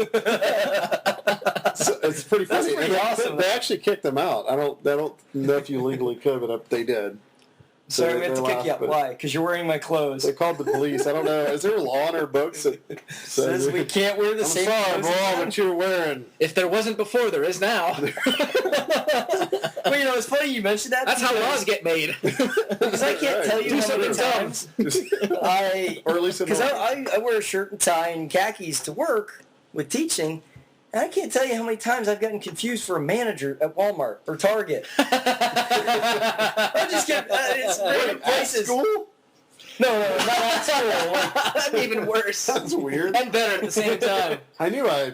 But I was working at Walmart or Kids were Target. like- Mr. Puetz, I have a question. Is it about the math problem? No, do you work at Walmart? Yeah. The manager there? Jimmy? You know, the sad part is I get questions like that. I'm sure. Mr. Pets, can I go to the sports department? Shut up! I'm trying to teach here. And no. And There's no sales that day. there's no sales. Talk to me tomorrow, and we're at 20% off. We're out of hockey pads. Oh, a bunch of guys. Thanks for bringing me back around. So the whole thing about the pants and Subway and the Bio thing was that we should do a hockey pads Sunday. You know, like once a year, people just get on MARTA wearing hockey pads or dressed as Batman, which would be even better. Batman Sunday would be awesome. Matthew can make all the costumes. MatthewPetsCostumes.com. Actually, no, I don't think it's actually. Matthew's Adventure. It's adventurecostumes.wordpress.com. Yes. It's my plug for myself. But I only really focus on kids' costumes, so. Is that up and running now? It is. So It is officially up and running. Okay. I still have a few details to work out, but for all intents and purposes, it is up and running. We'll talk about that later. We can cast 178 kids between the ages of 7 and 10 dressed as Batman. Supplied by your costumes. Thanks. Give me about 2 years to get that done. But I wonder. better make it 5. This has nothing to do with pirates. But why stop us there? Right. I wonder, is there a world record for a number of people dressed up as Batman, kids included? Dragon Con has to have some kind of record. I'm sure there's got to be. Ooh! Like a Guinness Book kind of thing. Pirates on a subway! That's got to happen. And Which brings us back on theme, by the way. pirates, in Subway ordering sandwiches. we got to do that. Who's on board of the 7 people? Yarr! Arr. It's funny you mentioned that, We got to do It is funny I Talk like mentioned a pirate day. because I think I told you We should all do. about my Pirate. sandwich that I created called the Black Pearl. Oh, yeah. You might as well say that now. The pose more. So if you get the chance the next time you go to a deli that has these meats, this is something I came up with at work because I work at a grocery. Basically what I do, you start off with wheat bread. You put some vinegar on there because they're kind of vinegary. Pirates are. Are they now? Well, they're on the sea. They're going to get salt water on them. That's a good point. They're going to get pickled. Yes, and? Put some jerk turkey. Because they're jerks. Actually, it's because If you're going to do awful puns, I may as well do one. Wait, that's a double compliment. Awful pun. Sorry, I was trying to legitimately. Anyway, Something about jerk turkey because jerk is a Caribbean flavor. Okay. Yeah, man. Okay. Add some London port roast beef because it's the only roast beef I know that's marinated in alcohol. All right. Get some Captain Monterey Jack cheese. Dear Captain. Captain Monterey Jack cheese? Yes, Captain Monterey Jack cheese. You have to order it as Captain Monterey Jack cheese. And then some pickles and onions. They should totally market like that. You do. You should. And then you Someone have needs to. the black Kroger pearl. needs to, or someone. So next time you encounter him, try that. It's actually really good. The flavors do it. work really well I'm together. gonna do it on Talk Like a Pirate Day. We're gonna There do you Talk go. Like Pirates, and I'll walk. What is it? on September Subway. 19th, right? I think so. His annual talk to- September19th.com. His annual Talk Like a I know Pirate Day. sometime in September. I want to say it's September 19th. And you Is can, that- you can always I think switch your so. Facebook to pirate language too. Oh, you Most people can. probably know that. And I didn't know that. Yeah, and, it's fun, awesome. and funny and amusingly enough, I was going to say funnily, but that's not a word. It is now in Andrew Land. There's a antivirus program called Avast, and that also has a setting where you can have it talk like a pirate. Avast. That's awesome. And they gave it to me for free on Talk Like a Pirate Day a couple years ago. It's like, Oh, this is man. awesome. I'm going to be having this for life. Or also Not now the known as language, but Dress the- Like a Pirate Day. It should be. Oh, we dress like a pirate day? But I'm saying that Oh. we've renamed it. It should be dress like a pirate day. Dress It talk- should just be a pirate day. just Well, dress well, and not talk. literally. Well, not be, but like We'll actually go plunder be people and break talk the like law. a pirate. Or dress and talk like a pirate. Look and talk like a pirate, because, be a pirate would be bad. Don't actually You don't wanna get lose your loot, job. plunder, and pillage. It's not really a good way to earn an Unless your income. job is a pirate, then you wouldn't actually be losing it. I suppose that's true. Anyway. Then there's also the pirate radio. That's right. Which was very popular. Pittsburgh Still is popular. Pirates. Oh yeah, see how many pirate things are coming up quickly. Pittsburgh Pirates, Pirate Radio, Pirates. What? Ice Pirates. Ice Pirates. Tampa Bay Buccaneers. Which my dad actually played for. Close. Really? Yeah. Oh, that's right. Yeah. Well, I mean, No, I don't mean he that's didn't- right, but I knew he played in. He in the didn't play NFL. for very long. That's awesome. Just a few months, I think. A guy I played high school with actually was drafted by the Buccaneers. Hired by the Buccaneers. Yarr. All right, so we have one more pirate. Actual, That was quick. We named actual four pirate things. we want to... One more actual pirate we want to talk about. Stuff My segment was killed instantly. It was a mercy killing, really. It kind of was. So we've talked about the brutal pirate. Okay? Let's talk about a pirate that probably fits more in our perception of what we're accustomed to. Okay. All right, there's this this pirate named Black Sam. He was originally named Sam Bellamy. And I don't really... Is he in love with Maria Howlett? He was, actually. He was. I don't really recall where he was from originally. Or was it Howlett? Probably Howlett. But if she was French, then it was Halle. Halle. But it would only be one T at the end. It's... Halle, Marion! And now she's Jewish. It's Halle. Hey, Maria Halle! Hey! What are you doing? Just give me the loot already. You know, that's one we don't know about. Was there a Jewish pirate? That would be awesome. I bet you there was. Wait. They came from all walks of life. Why not? True. Yeah, right. It's true. What? I'll worry you to death if you don't hand over your plunder. What? Fritz, are you still talking to them? The salt water makes everything go stale quicker. What? Yada, yada, yada. Oy vey, oy vey. What? Oh, we're doing yar now? All right, yar. Yarn. All right. I think we're going to kill Matt by the end of this. Most likely. Now that we've offended all Yeah, we've offended 2 of your everybody. 7 followers. Well, if we didn't kill him with the Canadian Power Ranger... Yeah, why not? You know, equal opportunity. At any rate. So, Back to Black Sam. So he was in love with this girl named Maria Howlett. And not that her parents had a problem with the guy, with Sam, but they were concerned that he wasn't wealthy enough to be able to marry her. So he went pirate, did he now? Well, he not right away. He started off as a treasure hunter. Why he didn't just get a better job, I don't know. But apparently he felt that treasure hunting was a way to make Awesome more money. job. How would that even work at that thing? It's not like they had metal detectors. I know. I love it. Like, how would that work? I'm actually kind of confused. What do you want to be? That's a good question. Astronaut? No, I want to be a treasure hunter. Son, I ain't wasting 30,000 a year on college so you can be a treasure hunter. Sorry. And so then he became a pirate because his dad was annoying, like the voice I just did. It's all right. I didn't find it annoying. Just it's like, wow, I knew people like that. But the kid within the story. Oh yeah, sure. So he started off as a treasure hunter, but that had it didn't work at all. Like he never found a thing. Because kind of like you said, they didn't have metal detectors. So when you don't have a metal detector, you can't find anything. Well, plus it's really, at that point, like how vague must have their? I'm sure they must have had. We're not giving people at that time enough credit, but still, like the idea of treasure hunter. Yeah, That's still a pretty broad idea. Plus, it's sort of like, they had is it gems or gold? Silk? Just old treasure, really. Where's this guy from, anyway? Don't matter. I'm not sure, actually, but based upon the name, I would say... Bellamy is Irish or Anglo-Irish. Yeah. Well, let's assume he's from England He would for the heck of it. certainly be from the United So Kingdom. if this is a guy Sam is somewhere in the Irish, United Kingdom, Irish, but and his job is treasure hunter, Right. where exactly would he be looking? Like, it's not like they have ruins that he go be exploring, like ancient ruins, because that's fairly explored area. it's more Spain. Well, it could have been around the European And coast. if he's going for the coastline, that's still an even tougher job to do because you could have years and not find the thing. Exactly, which is what happened to him. But there was also shallow sunk ships maybe that he might have known. True. But then you're... Well, that would They didn't have be a gear. salvage crew or something along those lines, right? I think we need to give Sam more credit for taking a more generic title. Yeah. I'm treasure hunter, which sounds better than thief, which is what they used to be called themselves. But at any rate, he found that this new job, this career change, was not working out too well. I'm a treasure hunter. That's found no treasure. Yeah. So I'm not pretty even much. treasuring or hunting. Right. So then he's like, I guess I'll try pirating. That sounds pretty cool. I mean, it really was like this guy Yeah, just so it's just a decided treasure to take a dartboard. Just, what am I going to do today?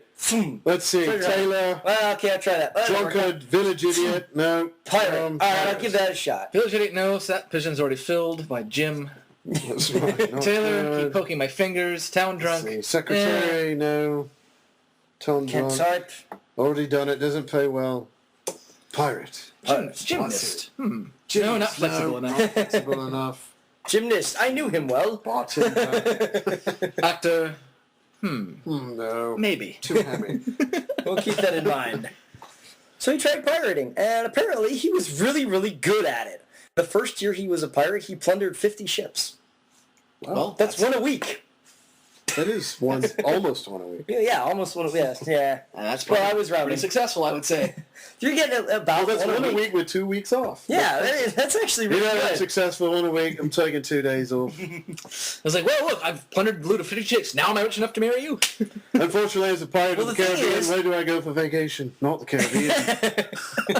I go to the Arctic. You get stuck in the ice there. Right. Well, when you find something you're good at, you don't usually stop doing it. You keep going. I guess. Right. So he kept going. Which is and, why you guys are still doing this. Yeah. And it's one of those things where he found his... Deprecation humor. How I love it, so.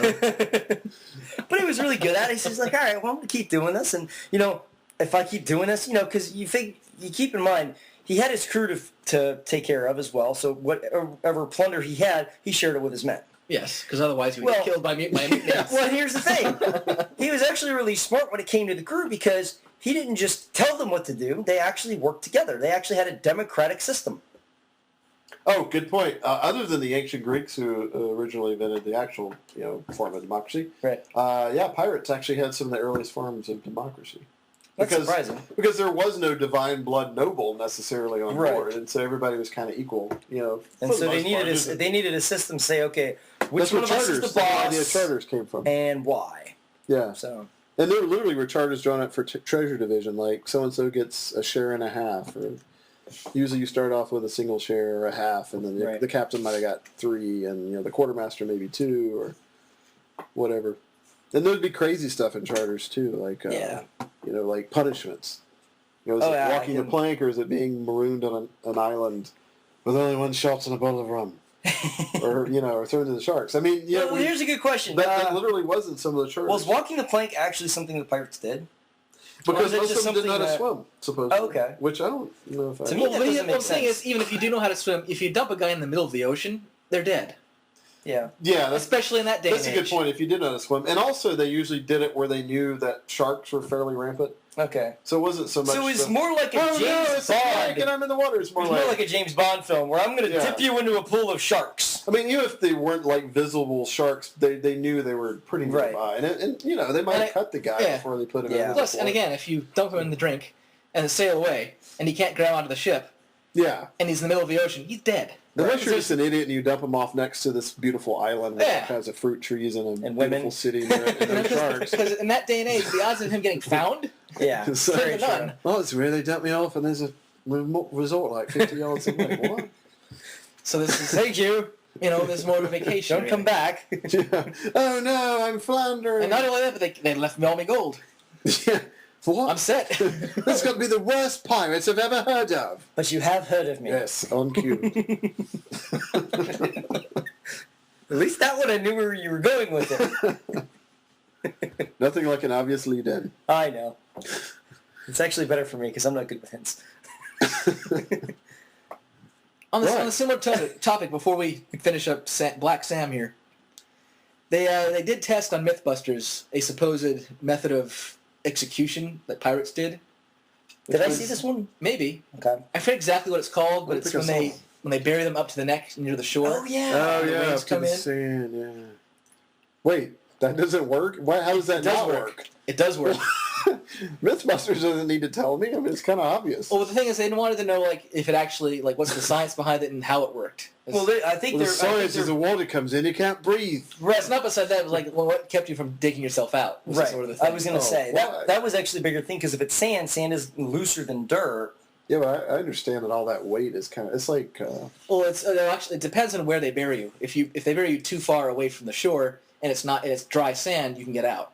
Right. But if they get you near the shore where the water's coming in, where it's sort of every packed a time little the bit water down. comes in, it'll just packs it's it down tighter. and adds the weight. So Right. it's So impossible. it for you effectively to get- becomes like cement almost. pretty Yeah. much. So you are effectively stuck, and depending on how far in they buried you, you either get drowned or you just die of starvation and thirst because you can't move. Yeah, either Right. way, you're kind of gone, and the crowd's gonna have some fun and Yeah. clip at you and stuff. So that was how that worked. I forget exactly what they called it though. There was a name for it, but I forget what it is. Is that on their pirate episode? At one point. It's on one of their One of their pirate episodes? So yeah, it's on one of them. Because why not? It's Well, because they Mythbusters. tested out the Yeah. eye patch idea, which was neat. Yeah. where they didn't all The eye have patch. lost eyes. Yeah. Did you ever see that one? No. Well, the idea behind that was because... Look at me. I have an eye patch. Eye patch. Yarr. Those of you who are tuned into your visual Audio monitors, program. Yeah, he actually was holding an iPhone up to his eye. Clever. So anyway, So Figured I'd get it out of the way. So the thing with the eye patch, because ships didn't have electric lights at the time, the bottom of a what? ship was the hull of the ship was dark, and so if you have to either go above ship or below deck for any reason, you're not going to be able to see right away. So the idea was have one eye constantly adjusted to the night vision, so that anytime you go above or below deck, you just adjust the eye patch. That way, you don't have to waste time adjusting your eyes to see something. cool. Well, that they probably did have eyes poked out fairly Oh, I'm regularly sure. from Oh, swordplay. yeah. So Especially since in fencing you actually are wearing a helmet mask to protect your face, and they didn't have those. So Yeah. I'm not They surprised. had big funny hats. Yes. well, and it was also in swordplay. It's more likely you. From a parrying maneuver, you parry a blade Right. slashing across your eye than actually getting stabbed. right. Because that's a fairly difficult target. Yeah, It's especially like, because the guy's chest's open. Oh, I can eye stab and go for a much smaller target. Yeah. I mean, not that it doesn't happen, but it's a lot fairly more rare. target. Yeah. Yeah, so anyway, So Black Sam. you had a black. He had a. He doesn't have a black anything. He had a He black- just known as Black He Sam. had a black Yeah. name. He had a democratic set of rules. Awesome. So we're gonna offend everyone. I guess No. the word "black" was in his name. There. His name is Black Sam. Why is it gotta be Black Sam? I don't know. That was his name, okay? I wasn't there for I it. guess it's just like if Blackbeard did it, he sounded He's tough. like, I'm I Black sound Sam. Because Hickory Sam is not Sam. He had this. He had the whole smoke thing going. What do I have? Smoke Sam. Well, Hickory I can't be Apple Sam because that's already taken somewhere. Black Sam. No, he could have had black hair. Yeah, That it's was true. cool. Or wear black clothing or that sort of Yeah. thing. So anyway, he was... Red while Sam he- probably didn't sound intimidating. Right. I'm Red. Can't be Blue Sam. Yosemite That, Sam. can't be certainly. Blue Sam. That sounds depressing, really. Yellow Sam sounds too happy. Yeah, it's all too happy. White Gray Sam, Sam is all eh. dreary all the time. Fuchsia Sam is just Well, now, honestly, Super. that's a good point. I mean, we're sitting here kind of pontificating in a funny way, but honestly, most likely, he named himself Black Sam to make himself sound a little bit more fierce. Yeah. yeah, probably. Because again, like For White no Sam other just reason sounds Because redundant. yeah, I mean it's an adjective that and it can stand for things like black-hearted Sam, Right. Or And especially in that European culture, black was associated with death. yep, right. So, Opposite certainly- in China. Yeah. It's white, but I could go off on the whole tangent I on don't that, but I know. won't. That's in the next episode. Is It'd be better if his whole name was Black Death Sam. That would be kind of cool. That'd be Or, awesome. or Black Sabbath Sam. Black Sabbath Sam. Head banging. That's the dreaded Black Sabbath Sam. We just call him Sabbath for short. And for some reason, Ozzy's on that boat. He's got the most frightful pirate in all the seas. We never understand a word he says. He's worse than Jack Sparrow himself. Forget Crazy Train. He's yelling all aboard to get on the boat. What are you saying, lad? But that was his trick. People have to get closer to hear him. They'd be like, "What?" And they'd be like, "Ha ha!" Just freaking ambush. Instead of going off the rails, it's letting down the sails on the crazy ship. Da-da-da-da-da-da. That'd be awesome. Dude, sadly, we are still on. You could totally make that a nautical team by instead of having heavy guitars, just use an accordion. Instant pirate song. Oh yes. That would be pretty awesome, actually. Well, accordion would strike fear in most opponents anyway. My God, it's an accordion! Get out of here! So, if any of you out there actually play the accordion... Yeah, sorry. Now I've offended the accordion players. No, I was just going to say, That's a compliment. we're going to put this out there that I'm sure. I bet you anything that there's a YouTube video of someone playing Crazy Train on the accordion. Yeah, I bet you would anything not. it's But there. if somebody who happens to play the accordion can rewrite Crazy Train to be Crazy Ship, Do it. Do it. we're not sure what we're going to give you, but we'll add this to the list of contests we have. By the way, we're reminding you about the Squamster contest. Yeah, whatever that is. Oh, sorry, Says the we're new here. guy. We have a running contest right now. We want to know what the cross between a squirrel and a hamster would look like. We're calling it a Squamster. The Squamster.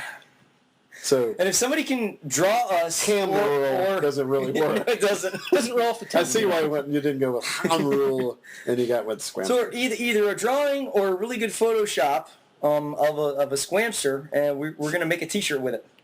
Somebody soon as somebody sends that to us. You know, all As soon as someone hears that episode, send it to me. all 0 of the listeners. Well, I think it's just us, actually. Well, in that case, it'd be 1. That's right. And that's the loneliest number. Yeah. it's all right. I've been told that. So, Other people. going back to Sam. So yeah, going back to Sam. Folks, we're still on Black Sam, by the way. He and Frodo. Sorry. I'm glad you're with me here, Black Sam, at the end of all things. Oh, let's not go there. Crickets. I do wish I didn't have my finger cut off by Gollum. Wait, that hasn't happened yet. Oh well. I don't know where we are in the story. How dare you foreshadow, Sam? Don't give away the plot. Anyway, so yes, now Black Sam is apparently a hobbit traveling through Mordor, which On a by the way ship. means So Black apparently Land, they call so- themselves Robin Hood's men. Why? Yes. Well, the thing is, because of the fact that he had a very good rapport with his crew, they kind of saw him as this guy. He was taking care of them. They were getting plundered about once a week.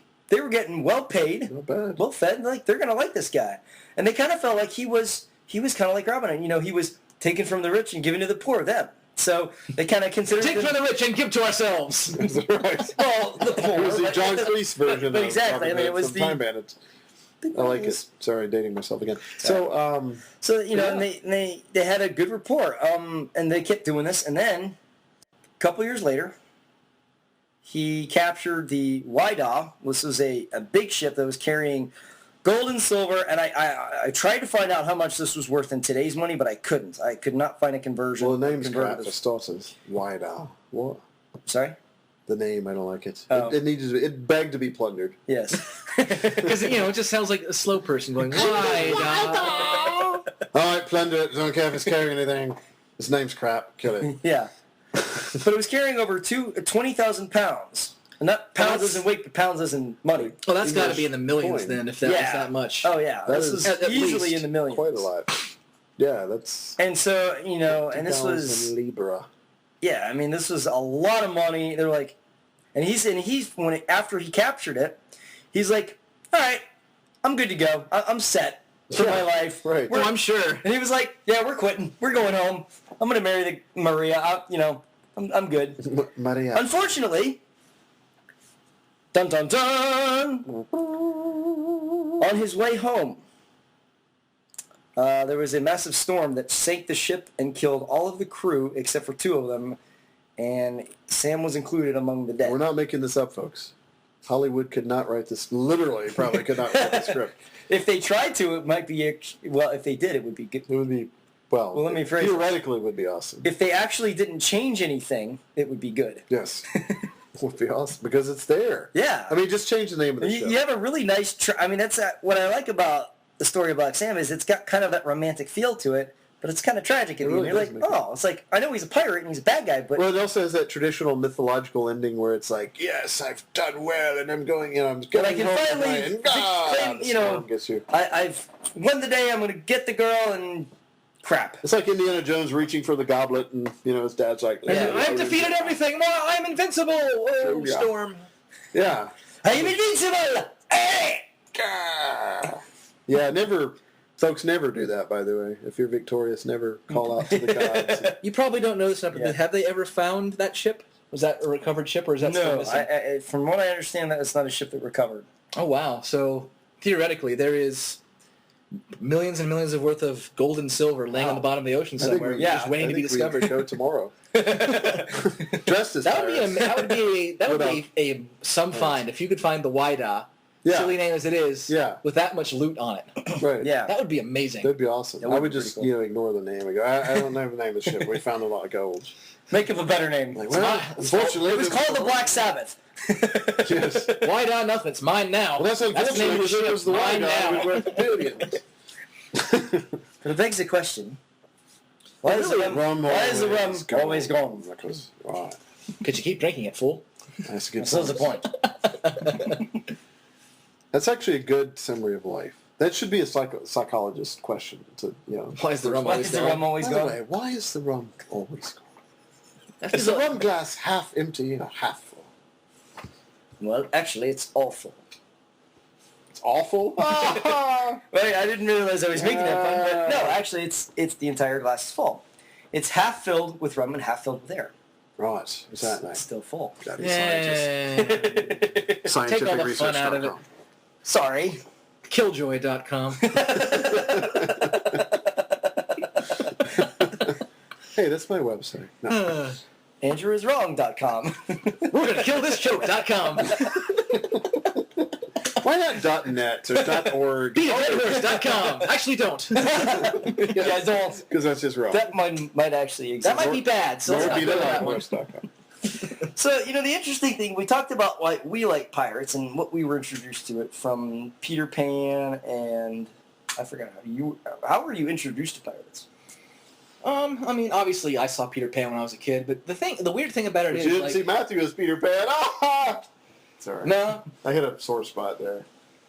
and thankfully, I'm kind of glad I didn't.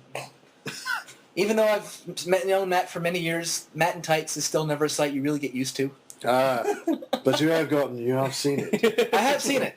Sometimes against my will, but I have seen You it. have heard of it. Well, you can't really make a Superman costume not made out of tights. You could try. And suddenly this episode has got stranger and stranger. It's on a stranger times, mate. What's wrong? But the thing, like, I didn't actually. I wouldn't say I took to it until some of the movies later on. Okay. Like, when I kind of rediscovered that, like, I do kind of like this genre. I think it's actually what happened with me. It was like, wow, did I used to like this? Yeah, I did, I think. But Cool. I just can't remember a time when I would, like, go out and play Pirates, though, so I don't think that was part of my, the games I would play. I remember. Well, I think. you were in Florida, though. You had True, I mean, Yeah. no you know, excuse. I just don't remember playing a pirate, even when I went to the beach. Yeah. I mean, granted, I'm sure I must have, like, because I did like to play in the sand, so I'm sure there must have been times, I'm going to look for treasure, or I'm going to bury this seashell and pretend it's gold. You could have been like, I'm sure I've done that, I just Like don't remember Santa vividly did. doing it. yeah. The only thing I actually remember, like, other than, obviously, with the Legos. And Peter Pan. with Peter Pan. Yeah. But that's good. Well, I was also old enough. I mean, I was 10 when I was in that show, so I was old enough to remember that. Peter Pan, darn good peanut butter. It really is, and It that's is, peterpan.com. Not sponsored by Peter Pan, but I wish we were. That would be awesome. So anybody, executives from Peter Pan, mean, subscribe to this. I mean, of all the things we have plugged, Warner Brother. I'm sorry, what? Oh, I heard you guys, I walked into the studio a little early and heard the news flash. And yes, John Carter, very good movie. Go see. Ignore the critics. I actually finally read a good review of an awesome critic who was criticizing the other critics for not liking it. Because Yeah. like, what? It does kind of have, there is cool. an aspect of piracy Yeah, there. that's kind of why, yeah. They are on ships, and there are sword There are play, and airships there's on Barsoom. some interesting costumes, Also known as March. which I found, it was very, very visually interesting. Yeah. For Martian. the same reasons that the pirates are interesting. Martian Princess, awesome costume. And they were Good actor's choice. But seriously, costuming, makeup was very good. Yeah. In Based on addition the to Edgar the story Rice and the acting Burroughs and everything, books. So. Yeah. I Right forgot then. where I was gonna go with that. Oh, that's right. So, but I really didn't see any films till much later. Obviously, I saw Hook, and that was one thing that actually did draw me in a lot because I painstakingly went through a number of, I don't want to say drafts, but versions of the Jolly Roger ship in using my Lego ships. Because the one thing that I always thought was really cool from just a design aspect of Hook's ship, the Jolly Roger, from that movie, was that the back part, where the cabin and everything was, the poop deck, was that from the back, it like the top part looked like the hat, and it kind of had like eyes. So it kind of looked like a pirate head. With it, and in fact, like the eyes were like the windows. yeah, cool. And so it had a really interesting design to it. So I always tried to work that in. The Greeks used to paint their ships with the faces on the front, the eyes. That makes and sense. stuff. Kind of Just a intimidation segue. factor. Yeah.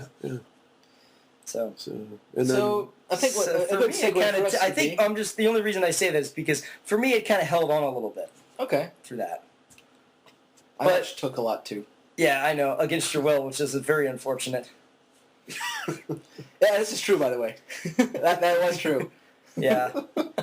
When you have to watch a movie a number of times against your will, you're not going to appreciate it at all. Unfortunately. No, the whole against your will. Yeah. Yeah. And then being chained and your eyes forced open is never a good indication. No, it's not of a willful decision. But it's interesting.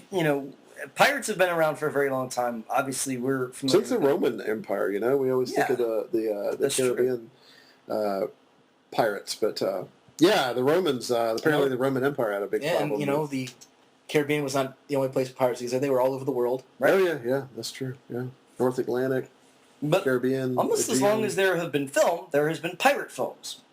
Well, I mean, really, also is the fact that as long as there has been culture of some kind, pop culture, there's been pirates in it some way and somehow. It's true. Yeah.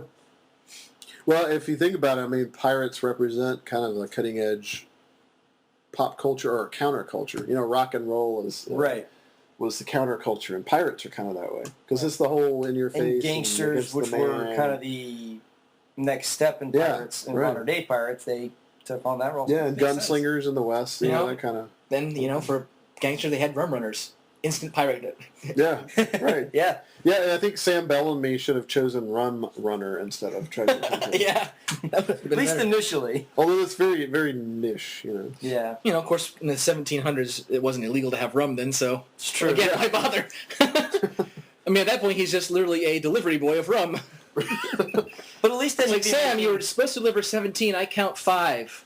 Oh, well, it's a long trip and I got thirsty. And he literally would have had the line, "Why is rum always gone?" Yeah. Probably handed to him multiple times. Yeah. That would be an interesting way to use that line, actually, in a film. I'm serious. Why is the rum gone? Why are you laughing? You won't believe this, considering I'm an ex-pirate, but I was attacked by bandits on the way here. And they had a flag. And the dog ate my homework. Well, what about you? You have a flag. I lost it. You don't have a flag? No. So they took my ship. How'd they take your ship? Well, they had a flag. The flag, you have to give it up. Those are the rules. Those are the rules on a flag. Stick a flag on land, it's yours. And they could back it up with their gun. Well, there was that also. Yeah, the guns and the swords and the cannons. That failed. There was a cutlass in my face. So anyway, we have some films that Matt wants to mention. I do want to, and some of these I've seen. Unfortunately, not all of them, because there's a lot, and I didn't put all of them on the list. But the first pirate movie was called The Pirate's Gold, and it was made in 1908 by the very famous director W.D. Griffith. Oh, yeah. Well, his name comes up a lot in film history. It does. The only one that I recall, and I haven't seen this film, but the only W.D. Griffith film I've seen was Birth of a Nation, when I took a history through film class, which was quite interesting.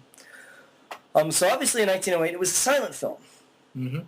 So the fact that even without sound effects and dialogue, pirates were already cinematically appealing. It was easy to read their lips when they went, "Arr!" It's very true. Plus, you don't need to say much when you have a guy with a sword and a gun. Right. Yeah, you kind of get the point. The point. But, yeah. But seriously, it's a very, more seriously, it's a very visual storytelling element anyway. And that's why that's why the formats they chose most in those non-talkie silent film eras was westerns and pirates. Right, yeah. Well, it makes sense. Anything that, and especially in They those didn't have days, ninjas yet, though. No, they didn't. Well, they did. Which would have made more sense. Not in film. I mean, when they were first doing actualities. Or did they? They were ninjas. So. It's true. There could have been a ninja in the fields they shot. They've probably literally been in every film. It's just nobody sees them. Exactly. So, whose idea was it to take a picture? I can't remember if it was your idea or for another friends of mine idea to just take a picture of an empty church and put the caption "Ninja Wedding." that was my idea. That's awesome. I mean, really, you can apply that to a lot of things. Empty baseball stadium and ninja baseball. Yep.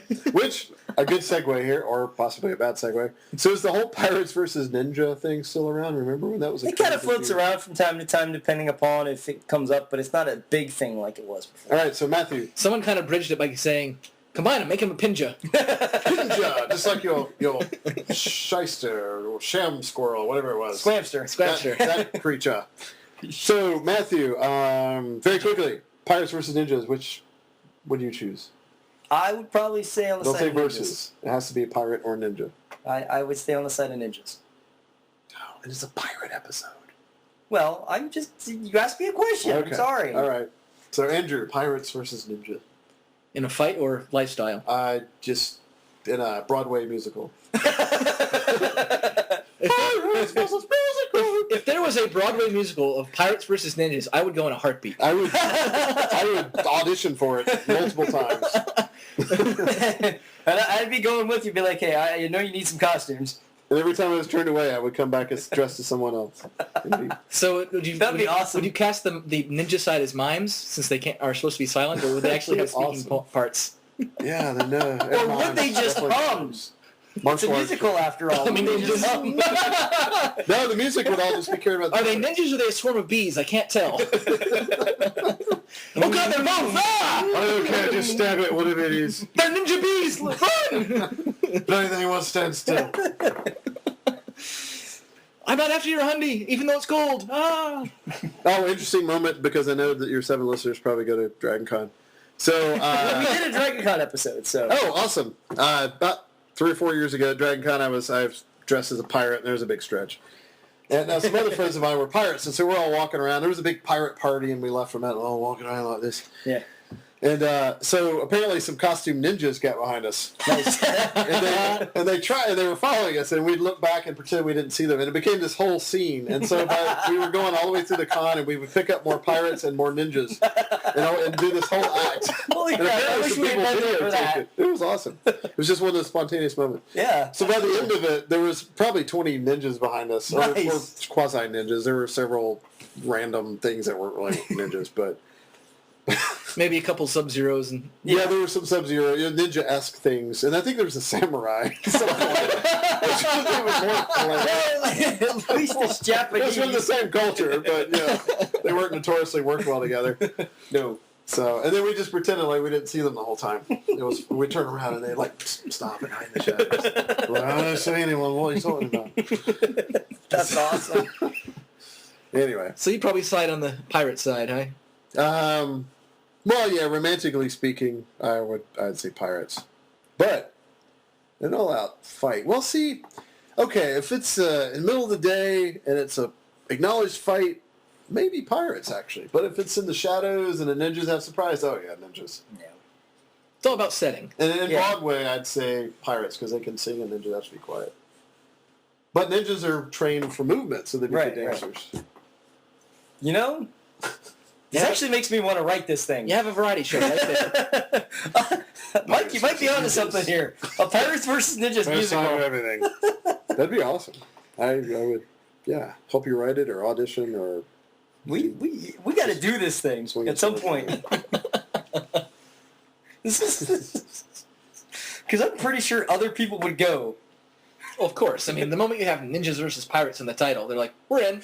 Yeah, I'm surprised it hasn't been... It's got to be an independent film that's done, I'm sure.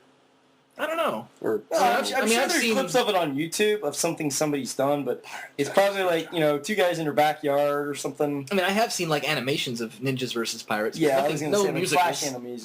that would be awesome. I think, an onstage musical. Yeah, I'd write it. Would be insane, and I would go see it. Yeah, no Yeah. matter the value. It's just Pirates versus Ninjas. Who cares?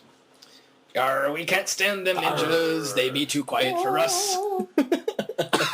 Holy crap. I know how I would do it, too. I would do it like Romeo and Juliet, where you have a pirate girl like in love with a ninja Oh, boy. perfect. The Capulets or the... Yeah. pirates and the other... That way you have a legitimate reason for them to be fighting. And then yet somehow it still works. Two houses divided, both alike. And I used to know that whole monologue, so I'll stop there because I don't anymore. I mean, Right. it'd make a... But at least it would work. It'd make a good, stage show. You got sword fights, which always make good for stage show. Oh, yeah. And like you said, the ninjas have to be moving, so you could get some dancers. Yeah. So I'm actually... Or actual martial artists. Here's a crazy idea. Well, yeah. But, but yeah, martial artists that are maybe dance trained. Yeah. I'm sure you can find what one. martial artist isn't really.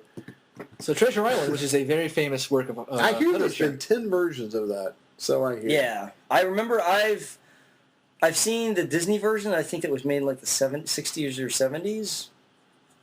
I know they made one. I don't know who. Oh yeah, that was actually one of my favorite. You know Peter which one I'm talking Ustinov, about, I right? think, might have been in it. Might have been the lead. Peter Ustinov, I think. Very cool actor from the Unfortunately, remember 50s, a lot 60s, of 70s. actors from the era. Well, like in the 60s and 70s, Disney made a lot of movie, and they used a lot of the same Fortunately, I actors. don't remember much from the 70s, dude. Well, considering I wasn't there. Well, that too. Anyway. So yeah, and does that include the Muppet version or not? Well, Because there was a Muppet. Oddly enough, the list that I found did not have the Muppet version on there, which I was quite surprised on. So is it 10 not including Muppet? So technically So it's it's 11. Treasure. And then I Island. guess if you want to also include Treasure Planet. Oh! There's And actually then there's Ice 12. Pirates, which is a... That's not Treasure Planet, though. Ice Pirates You know, was a very... I've read the book Treasure Island, but I've actually only seen the Muppet version of the movie. Really? Yeah. You should Well- see the Peter Ustinov, and I keep saying that, it's probably not, but It's probably close enough, at least. yeah. yeah, I mean, your that listener's version- going to be out there going, It's totally wrong. It's not Peter. That Mike guy needs to be I don't know, with fired. the success of the Pirates of the Caribbean movie, do you think the Treasure Island is was it right Caribbean for or Caribbean? Caribbean? Well, it depends on where you're from, I think. I think it's Caribbean, man. Is it... It's Caribbean, man. hold on. No, I lost it. Caribbean? What is, no, Caribbean. Seriously, what is it? Okay. It's like saying, is it Han Anyway. or Han? Han. But anyway, Well, George and Lando call it Han. Because they're all So... Northeasterners. Not to offend, because we already offended the sea. Jews, Jews, we need to offend Christians. Blackbeard. We've offended We need to many offend pirates. ourselves. Well, we've done this from the start. Yeah. We've offended our listeners from the That's true. start. Well, we are talking about pirates after all. It's true. Yeah. They weren't exactly civil. We're supposed to be undeceiving. No. Anyway, with the success of the recent pirate films, do you think Treasure Island is ripe for a remake? Yes. Yeah, I think especially Yeah. because of the fact that it's a pirate film, or it's a pirate genre, but And it's also a darn good story. it's a classic work. I think why not? Really good story. Because a lot of times people are like, "Oh, this movie shouldn't be remade." It's like, yeah, but at the same time, It's been a while, though. well, like I know with the King Kong remake that Peter Jackson did, Yeah. a lot of people are like, "But the first one was so good." It's like, yes, but that's not the point of a remake. The point of a remake is because while there may be people like us who enjoy movies, and especially I'm like the older Ray Harryhausen films and that sort of thing, stuff. That's not the mainstream audience, and then a lot of the mainstream audience has no idea I mean, that these films even exist. Of course, there's been a lot of generations of people who have never seen a lot of those movies and never Right. even heard of them. Yeah, it would be much So- easier to get someone to see a modernized, particularly Peter Jackson version of King Kong than probably to make them sit down and Sit down and watch a 1935 black and white film with- version. Not as good effects. Yeah, 'Cause they're which is so still accustomed- great because storytelling, good storytelling is good storytelling. But Right. But if you want to get somebody introduced to the story, particularly a younger, right, person, so would be somebody who has could appreciate the special effects a little bit more. right. And I think, So- and sometimes you almost need to see a more modern version of something in order to appreciate the older version. Yeah, and technically, it's also every time there's a remake, it's really slightly a retelling. It's the Right. same basic story, but Right. you're storyteller to storyteller. Every story, And the nice thing is, It when you do technically that, changes you slightly, get, so. yeah, like you said, you change it slightly, so you get a little bit different spin this way. that's the or spin dynamic that way. nature of storytelling and why it's awesome. And then why as pirates it goes are along, awesome. you can see people do different takes on it, and so you can say, "Oh, I like this part of this one, but I like this part of that one." Right. Yeah. So what about Captain Blood? Some of the older ones. Captain Blood, I Eric Flynn. had the opportunity to watch that on YouTube. Unfortunately, it was only in 10-minute segments, so I had to keep going to the next section. That's that actually was- one of my favorite. I got introduced to Captain Blood through Errol Flynn, the famous sword fighting Oh, yeah. actor from the 30s. One of my favorite films is The Adventures of Robin Hood with Errol Flynn, and Yeah. oddly enough, that movie still holds up today. Very good. Yeah, it's not dated really much at all. I mean, is it? you can tell it's made in the 30s/40s just because of the way that they talk, like the Some way of that the- they do yeah, the lines, some of the and the costuming costumes are and very the- bright and bold as opposed to Yeah. nowadays. It's much more, trying to be period accurate. Yeah. It was. But the story holds up. The dialogue doesn't feel dated at all, which is nice.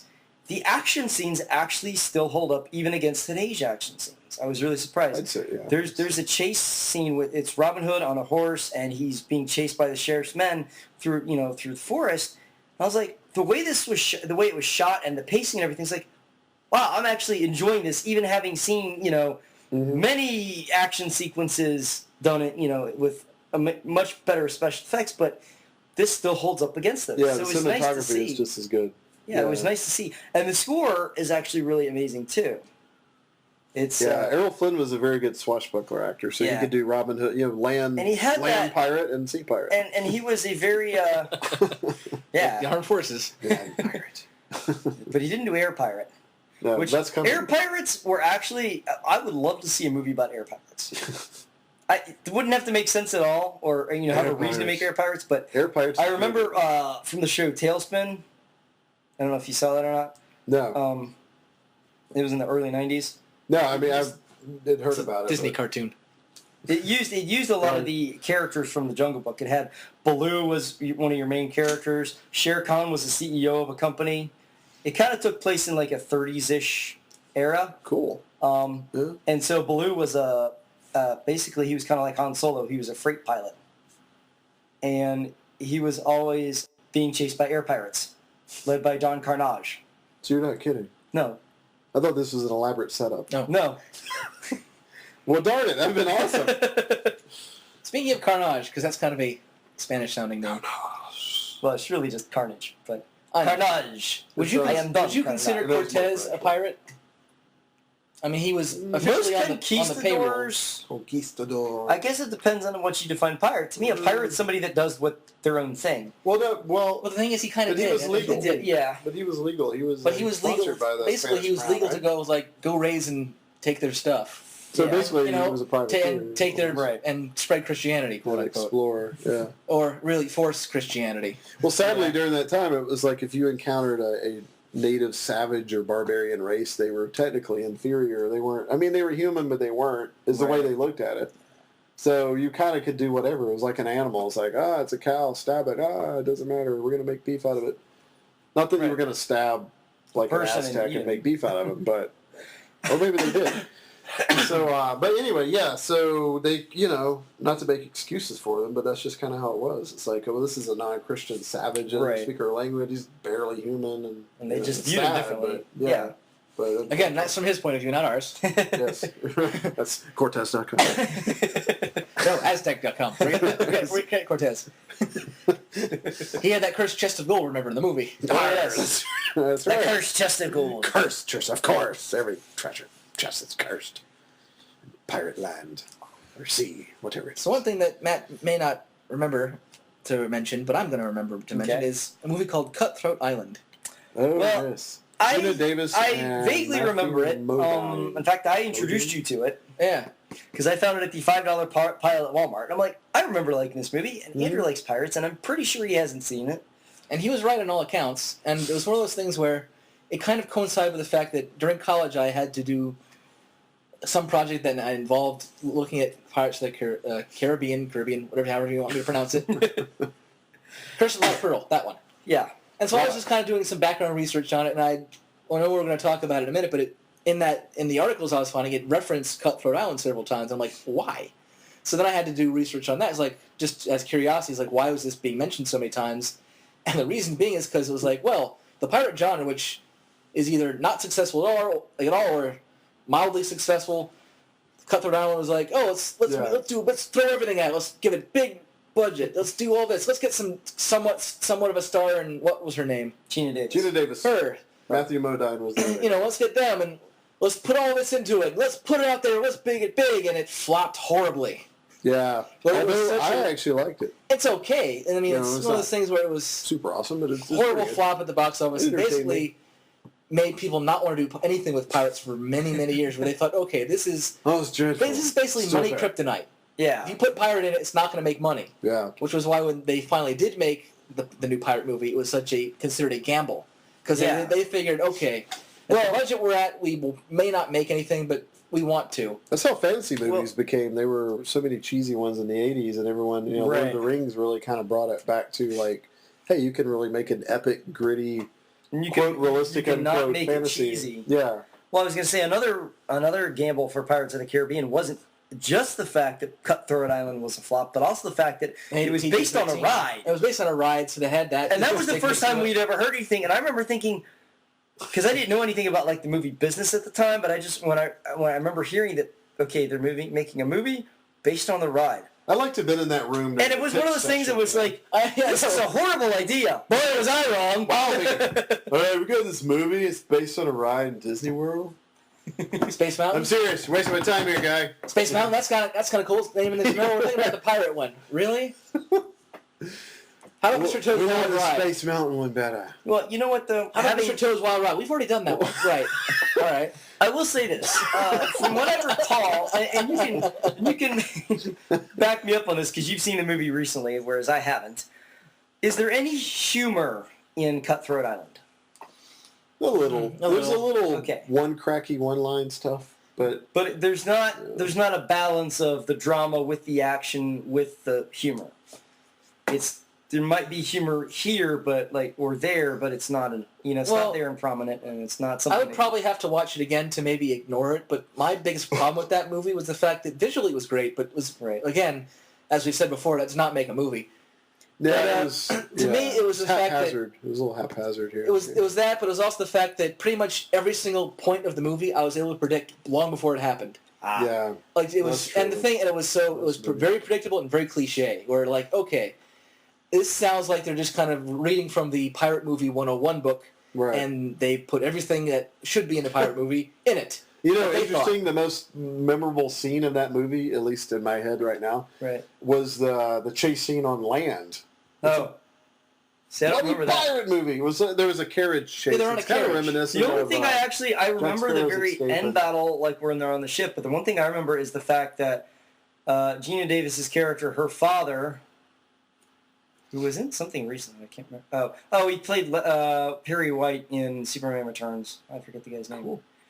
But he had the map tattooed on his head, so after he died, she had to scalp him. Oh yeah, Scalp him that for the actually map. was kind of cool. And I did like that aspect. I was like, what? Because then it got a little more gritty and more. And it wasn't the same old. But the reason I asked about the humor was because this is kind of going back a little bit. But the Captain Blood, there was an element of humor to it. There was this one scene where this is right after Errol Flynn's character.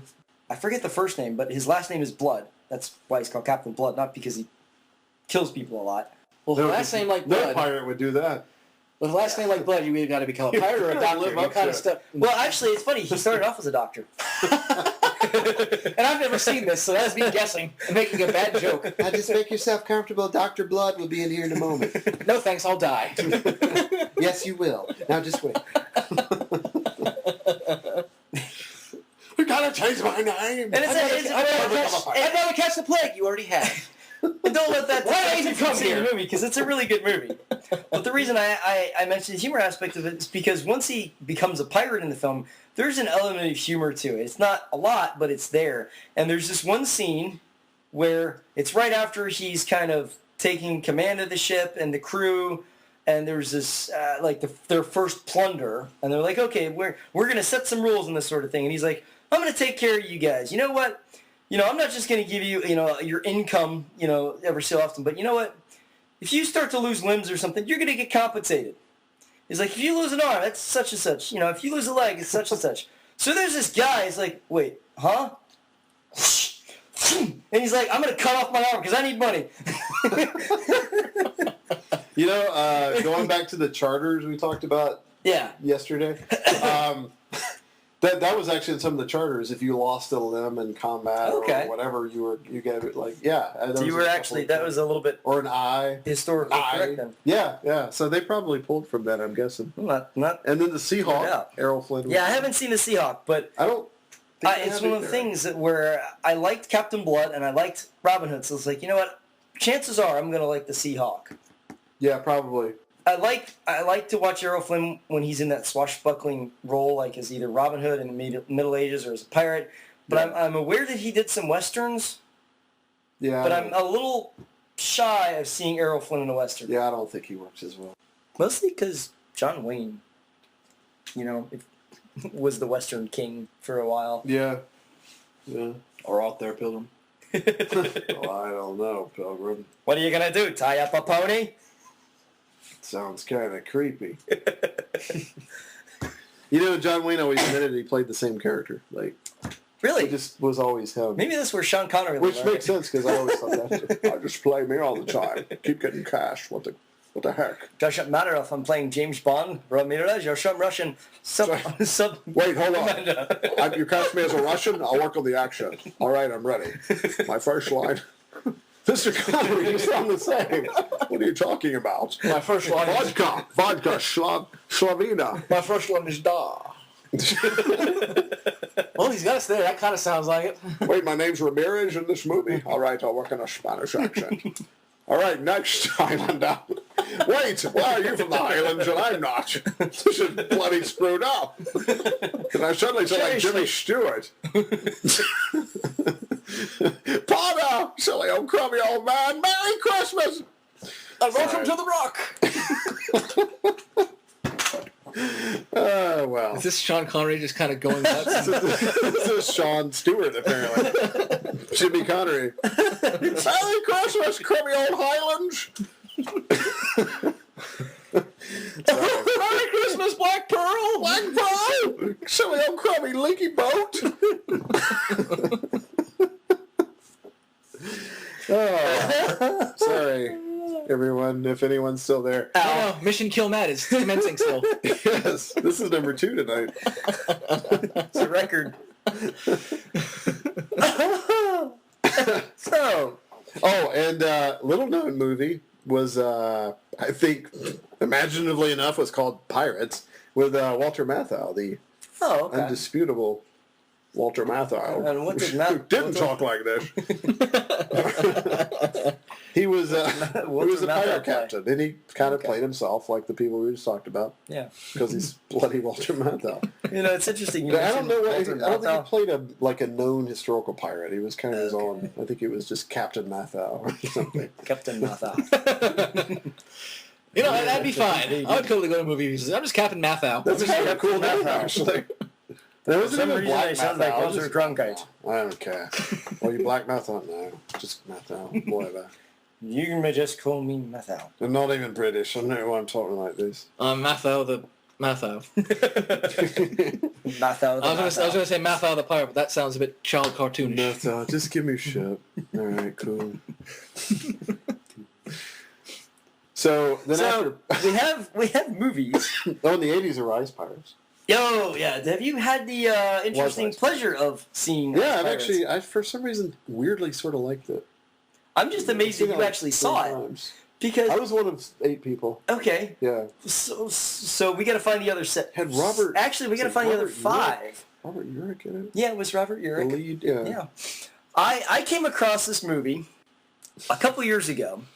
I was doing a bit of research on some costumes for a film that I'm currently working on. Because I had pirates in the film. Yeah. But they were like in space. Why not? It was because it's a science fiction film. Okay. So I was like, okay, I need some ideas. I was typed in space pirates. And there's this, there is on Google Images, the cover of this movie called Ice Pirates. And I pull up the image and I'm like, this sounds kind of like this bad 80s sci-fi film feel to it. Totally. Like, I gotta find this. Here's the weird thing. I'm in Toys R Us. Wait, it gets randomly.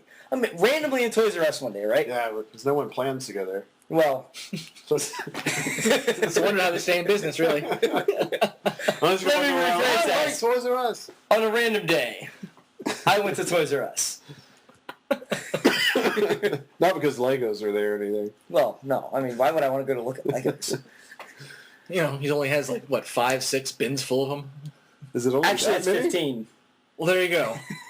I was underestimating. And these are large bins, people. Yeah. Anyway, back to the point. You could bury someone in it.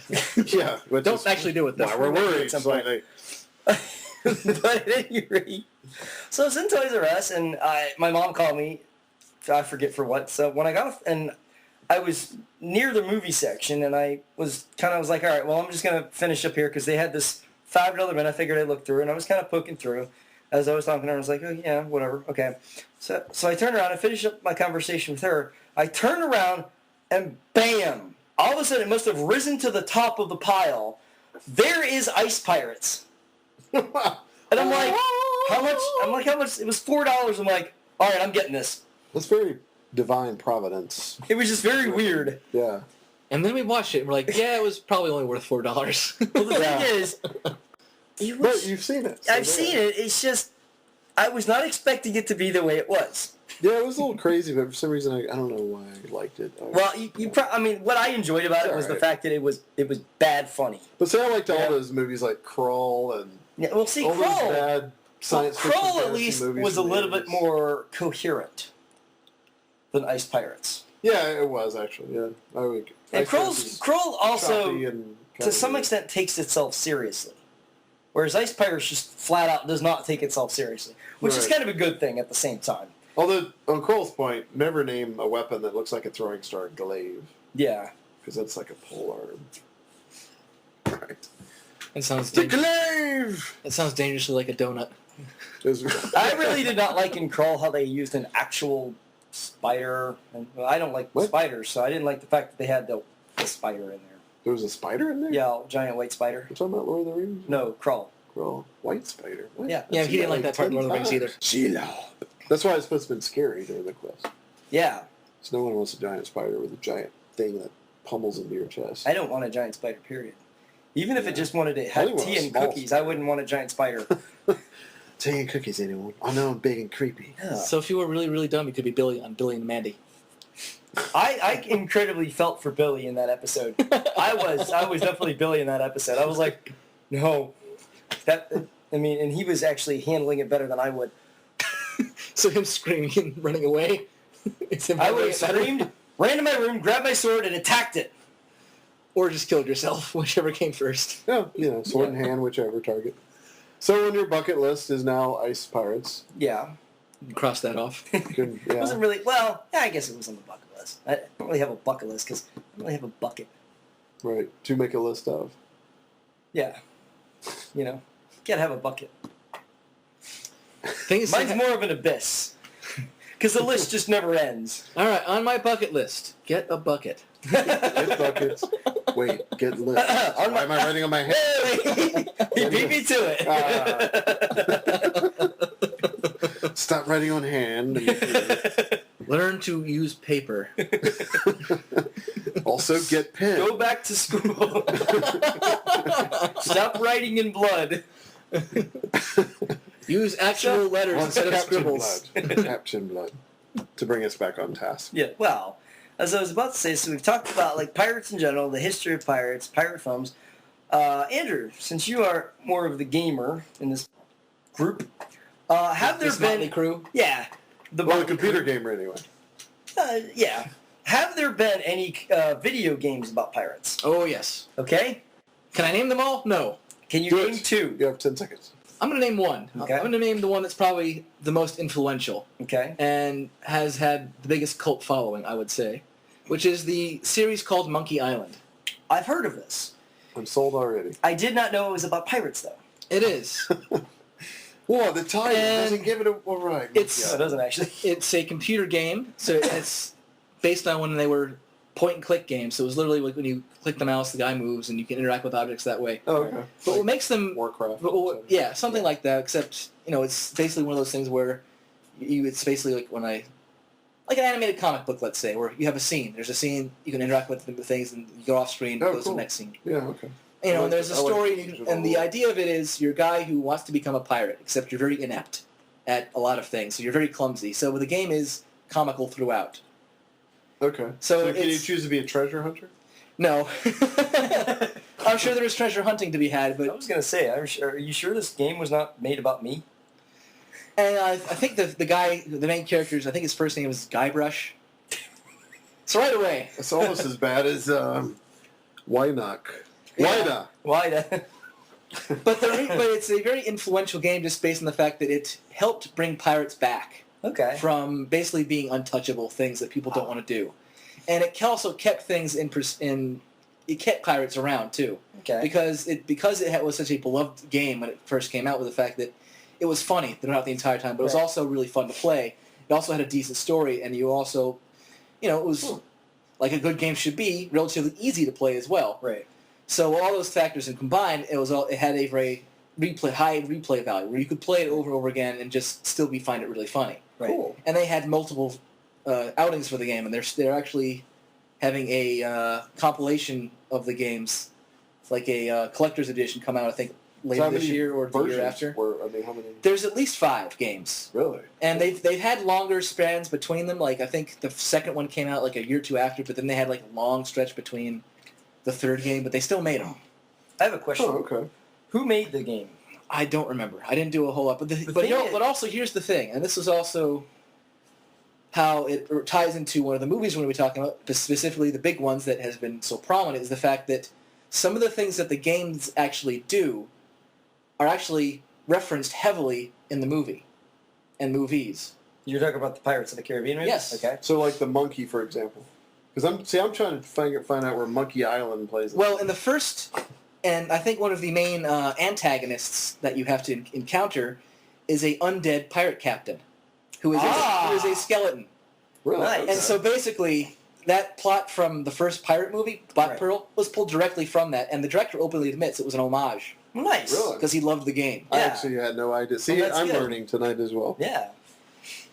And there are other jokes that I haven't played the games, and I really want to, but the thing is, like, some of the older games, No, by I the time I want to. learned of them, they were too old. Yeah. So there's a lot of Do little. you think the Why is the Rum placement. Gone was from that? I don't know. Or do you think that was just kind That of was, like that a was joke? probably That sounds that was more probably like a- one of the pirate jokes, but I'm sure there have been other homages from the game that they added in, because again, there was so much, because they were not like 2-hour game, like they were of decent length games where it would take you maybe, if you were dedicated, a couple days to finish, Right. because you can save your progress. So it wasn't one of those things where it was play it and then go from back from the start. It was That's actually you can progress the story. Right. So there was a story. So there were elements from the game, I am sure, they have pulled from the movies. Yeah, I mean, if Oh, the nice. director's openly admitted. Yeah, it, and he's openly admitted he loved, and the fact that they Yeah. had wanted to make a movie out of the game. Huh. And I think Makes one of the sense. people who were involved in the Pirates of the Caribbean movies were involved with that, but then it didn't happen, and they got involved with the other pirate movies. They So said, again, the Instead, influence let's was make there. a movie about This the makes a ride. lot of sense, actually. I forget if it was on the short-lived IndieCast or it was on the actual Forcecast. But they occasionally will have guests come on the show where they're either an animator or somebody who. I mean, they had an interview with one guy who had one line in one scene from Empire Strikes Back that he made in 79. And it's, I mean, they'll find the most obscure person. It's like if you were even, in the area when a Star Wars movie was made, they're going to find a way to interview you. And a lot of people actually, oddly enough, remember a lot of the experience, so they can really bring to light a lot. But one of the people that they interviewed, I want to say he was an animator or working. No, now that I recall the information, it was on the IndieCast, and which is actually on the same RSS feed now as the Forcecast. Mm-hmm. But he was an animator for one of the Indiana Jones games. I think it was for the staff of Kings. And he had mentioned previously working on Monkey Island. So it would not surprise me if the director was a director of Pirates who was openly like the game. I think so. Okay. If he, you work in Hollywood, you work around the entertainment industry, you're going to come in contact with these people, certainly at Lucasfilm or with people that have worked on video games as animators. That's who it was, actually, now that he mentioned it. It was a Lucasfilm, LucasArts That's game. what I was going to say. This would make sense as to why he was working on the two when Indiana Jones. Now, the main producer of Pirates of the Caribbean is Jerry Bruckheimer, and that's Right. a pretty big name. So I wonder if he knew about it. He may have been one of the Oh, people. there's I mean, no doubt. there are several people who were big fans of this game, and I think he's one of them, now that you mention it. Cool. Well, and this makes sense as to why the game was good. It was made by LucasArts. Well, Because and they have yet to make a bad game. That's true. They're true. Love them or leave them. They're they make good stuff. And it's But- again, as I've kind of maybe hinted at, it's one of those things where it was not a super popular game at the Right. time, but it's one of those games that had such a dedicated cult following, Right. to where even like the people, its fan base has grown, not dwindled over time, so that more and more people are aware of Monkey Island, and because it's significance not only in gaming, because it was basically one of those big things that like, okay, this is point and click games can actually be good, Yeah. because before it's just like, oh, find the thing, you win. Yeah, right. This must have Makes a been lot more prior sense. to Warcraft. Oh yeah, Yeah. It's Okay. long before Well Warcraft. before. I mean, It seems like it's they were implementing using some of like the they were using basic technology. pixel graphics as well, so it wasn't like it was like the height of graphics for Oh, early sure. computer gaming. This was early computer games, but still, it was the fact that it was done and done well, and well received, pretty much. Like, Right. even Well, though the it wasn't basic huge, algorithm. I mean, the fact that you're pointing, you're clicking, and your character goes there is pretty. It was pretty cutting edge for Warcraft and Age of Empires. And Right, which so that's certainly kinda- paved the way Yeah. for those as point-and-click games to be able to do more. And I think what's cool, and this might be a good to overall about the other how Pirates of the Caribbean compares to earlier pirate movies, is that showing you the wonderful Johnny Depp, Jack Sparrow in it, and good writing and good production value, Right. Jerry Bruckheimer, Meyer, et cetera, et cetera. But it brought in, like Andrew's talking about, the supernatural. It brought in the supernatural aspect, which to me, Right. being a kind of a fan of that kind of stuff, really brought me in. It's like, well, we're gonna have it about pirates, and yes, it's set on Earth, and theoretically back in the golden age of piracy. But we're gonna, hey, what if the Kraken is real, or Yeah. why not? Let's have undead pirates who have a curse Right. with Aztec gold, and they become skeletons, sea zombies, etc. Mermaids, which is cool. and really, when you think about it, like that's probably what a lot of these pirate movies and adaptations really needed to really Yeah. They needed a that extra fantasy boost. element. Gave it a fan. And the thing is, it's probably not too far off, because pirates most sailors back then were pretty scared of the unknown. It's like, Right. here there be dragons, and here's the edge of the world. We're probably going Right. back a little earlier for that, but the point is like they still would have heard stories about, that island is cursed with skeletons and mermaids that tear Right. your heart out and make your beard hickory. And certainly at that time where people were much more superstitious. And than plus, they are pirates today. were automatically Yeah. part of that lore that they were afraid of anyway. Right. Exactly. And I think, honestly, that's one of the I reasons mean, I bet you more than one sailor at the time probably thought Blackbeard was more supernatural than he was human. Yeah, and in fact, Yeah. going back to when they decapitated him, and I think there was also, because they weren't entirely sure he was actually fully human, Right. and they thought, just to make sure, and in addition to obviously frightening people to see his head, but Right. I think it was also a fear of the possible supernatural element that Oh, he yeah, might have definitely. had. Yeah. I mean, and especially if he was going to such lengths that we talked about to give himself that persona. That intimidation value. It is. Yeah. Well, theatricality and deception are powerful agents. That's true. As well Pirate as Batman. stealth. Avast, you've shown up. Yeah, well, I'm sorry, but not only did they have the action figure in the 90s, but in the comics, when he was not dead but Omega sanctioned back in time, they had. I know. What? Yeah, there was this. I didn't read it. I just heard about it from one of the podcasts I listened to. Apparently, Batman was fighting Darkseid, and Darkseid Omega sanctioned him or whatever. Basically, sent him back in time. Is this the Omega 13 from Galaxy Quest? Probably. Because that was awesome. Probably that was awesome. If it was that awesome, I would have probably bothered reading the actual comics. But it wasn't. But it wasn't. At least from what I heard, I did see the cover art where they had Caveman Batman.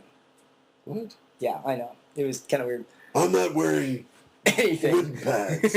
Well, he didn't have any pads at all. It was literally like I'm not he wearing took mammoth pads. a giant bat head and almost like the Native Americans would do with the wolves, where they would have the wolf head on them Oh, okay. to look like them. Yeah, that's And he kinda had cool. a fur cape, Can almost and then buy that. it would fast forward to I don't know why they did some sort of Pilgrim Witch Hunter Batman. That one was just running awesome. out of ideas.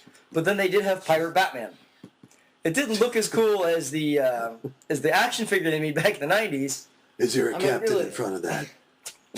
I really, that's one of those things like when you're in the DC But- board going, okay, so we've done Batman. We need other things to put in front of Batman. Yeah. Caveman, check. Pirate, check. Spaceman. Not so much. Can't really throw a batarang in space. Probably been Caveman, done right? actually. Well, if you figure Batman Beyond, that's kind of like it's future Batman. That's probably close. That's Batman on Earth, though, in the future. That's fine. Yeah, but I mean, the only way to put Batman in space is you put him in a rocket, and that's been done. No, it has. Yeah. Oh, yeah. That's been Shocked. done in the 50s. Pirate Batman still intrigues me. And The interesting thing is... All right, no more Batman. This is not Batman cast. I need to at least finish up. Okay? All right, Let me all finish right. up. All right. Because while the comics did that, quite honestly, not very well, the Brave and the Bold cartoon show, they actually handled it really well. They had an episode where it was in soap opera? Brave and the Bold. 10 today at 3 p.m. You know, if that was... No, I'm sorry. I can't handle that concept. What's scary is I that can't handle the concept of a Batman soap opera. I'm sorry. life is a soap opera, Matt. But that's true. Or in our case, a sitcom. Richard, why are you not doing well in school? Because, Bruce, you're not my father. Dun, dun, dun. Yeah, I know. And then the next day you have Bruce as another actor. The part of Bruce Wayne today is now played by Peter Ustinov, wearing a hickory beard.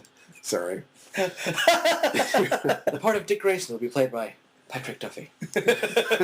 Because why not? And also starring Weta Mercator as the Hopping Woman. And as usual. And anyway, And this person we found on the street will make the woo noises. Our budget of $50 is moving on. $10 an actor. Oh, but anyway, so Brave and the Bold actually handled it really well. Where they said, okay, there was an episode where it was like modern day, and that show was more like Batman and Friends. And it was geared towards a younger audience, kids, but it was one of those shows where, while it was a cartoon and geared towards kids, it had so many references from older comics and things that were just handled so well that you couldn't help but appreciate it on a nostalgic level or just by being creative, because they took a lot of cheesy aspects and made it work. Like Mayhem of the Music Meister, a Batman musical episode, and they made it work. Awesome. And it really honestly Joss Whedon can do that, you know. Yeah, well, they actually had Neil Patrick Harris do the voice of the Music Meister. Because why not? It's Neil Patrick Harris. Yeah. And I mean, and it was That's just awesome. one of those things, like the talent they have in their writing and everybody. It was just really, it's one of those. It's a really good show, even though it doesn't appear to be a good show. So they had this episode where Batman becomes a pirate. no, let me finish. I'm trying to think the name of the villain. It was like it's not Omega. It starts with an O. It has to do with economy. He's like a Peter Ustinov. That's a year. Anyway, so he has Oliver. something going on in the universe with this villain, and the only way to stop him is they have to go back in time or the villain is going back in time to defeat. He's going to eliminate the different versions of Batman. I shall live in throughout a time when Batman has not been born. And so they go back to the caveman times, and Crap, too you have far caveman Batman. But No, the funny thing fire. is, like, he's got this, like, almost like one of the Ewok gliders, where it's like made out of skin. And the cool thing is, they have like the Bat's lair, but it's like in a tree. His Batmobile looks like the Flintstones car. It was actually pretty awesome. And they kind of took the thing is, they took the really cheesy aspects of saying, okay, caveman Batman, well, that's silly, so we're going to ham it up. And then they took Pirate Batman, and they had Pirate Batman talk like this. And he had a black I'm ship not worried, with, occupied. with scallop sails and everything. And it was just played up really well. Darn you, Blackbeard Joker. They actually had a Joker kind of like that was pretty actually funny. Of course they did. Curse you, Jester. And then they threw in one that I was not expecting, and then they had Batmanicus in the Roman Empire. I am Batmanicus. And the cool thing was, I'm Batmanicus! I'm Batmanicus! I'm Batmanicus! cool thing was, what I liked about that specific segment was I forget which characters it was, but it was Aquaman and some other girl, because it was a girl superhero. And Aquaman's like, yes, I get to fight Romans! Because the way they played Aquaman in that show was just very bold and boisterous and just a ham. So he was Aqueduct Man. If you wanted to play. Yeah. Exactly. If he was in the Roman Empire, he would have been Aqueduct Man. It's a very constrained environment, though. Well, it's kind of like being a river pirate. Darn it, I was Aquaman once, now I'm Aqueduct. It's all right, mate. I'm a river pirate. That's right. I'm worse. I'm a creek pirate. But Kid swimming pool pirate. A puddle pirate. Puddle pirates. I own this small paper ship. That was good.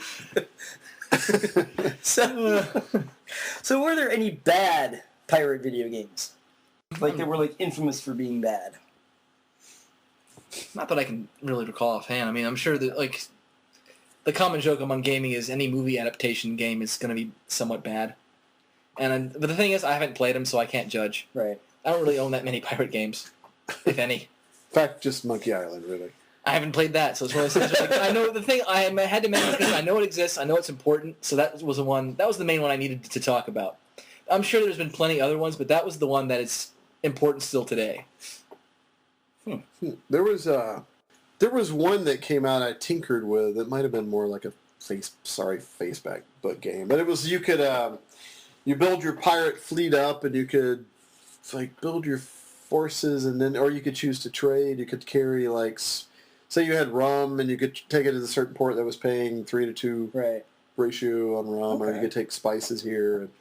I guess, I don't know. So it was more of like a trading... Yeah, actually it wasn't pirates at all. Never mind. But it was Caribbean/Caribbean. Okay. And maybe it was Merchants of the Caribbean. Merchants of the Caribbean. Because it seemed to be more merchant craft than fighting. Never mind. Ignore that last 2 minutes and 12 seconds. That's close enough, at least. Well, the only game I remember, it wasn't even a video game at all. It was I guess you'd call it a board game. I mean, it was kind of like Perfection and those sort of games when we were growing up, where it was... Okay, so there was some sort of mechanism to it. Right. Well, it was called... Okay, the thing is, the game was simply titled Flying Pirates. Guess what you did? You flung pirates. Oh. You flung pirates. Like, you had these catapults, and your objective, and you had pirate figures. Your objective was to fling the pirate and to hit a target. How didn't I come up with that? That's awesome. And just, for some reason, I still remember... Why like, pirates, though? Okay, all right. Giant cannon Trademarking this now. Flying Ninja board game. Same concept, just with a slingshot. Flying Ninja board game, no. Well, the funny thing about that is I actually remember part of the commercial. It's like, flying pirates, flying pirates. What? Thanks for having... Now I'm going to have that in my head for 12 weeks. That and the Lego man tying them up, but hey. Yeah, that's right. Flying pirates. Speaking of pirate games, Yes. there's a miniature golf one at a movie theater we like to go to. Oh, yeah. Oh, right. There is. We have the Pirates Cove, Adventure Golf. Arr. Which may or may not still be there. We don't Yes. know. I believe it's in Duluth. It looks cool. You can see it from Highway 85. Not- It's off of Pleasant Hill Road. Not Duluth, Yeah. Well, there's one in Minnesota. Duluth. Not Duluth, Yes. Minnesota, but Right. Duluth. Although, there could theoretically be Yeah, one. probably there, could. too. I mean, I would not doubt that it's a franchise. But there's also one even closer to us, and if you happen to be in the area of, or near Atlanta, in Georgia, there is the Aurora Cineplex. Yes, it is a theater, and we do plug it shamelessly. Well, not shamelessly. I plug it because I have a slight business partnership with them, with Matthew's Adventure Costumes. Mm-hmm. But they also, so they are a movie theater, but they also are a miniature golf course, which is great because if you've got a family or if you just have a friend or, here's an idea for a date, something different, you go to a movie and you get miniature golf.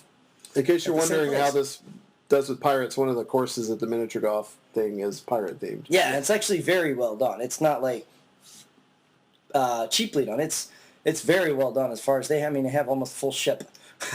But Yeah, again, it's miniature golf fair, so it's going to be a little Well, silly. yeah. But Yeah. that's to be expected. But the from really golf cool thing is miniature. around Halloween they decorate it with skeletons. Yeah, it does look cool. And that pirate ship they do have on the one, that's pretty impressive. Probably 1/8, 1/12. Yeah. I mean, it's pretty... It's sizable. It's obviously not large enough for you to stand on. I mean, it's good enough for a puddle pirate or a creek pirate.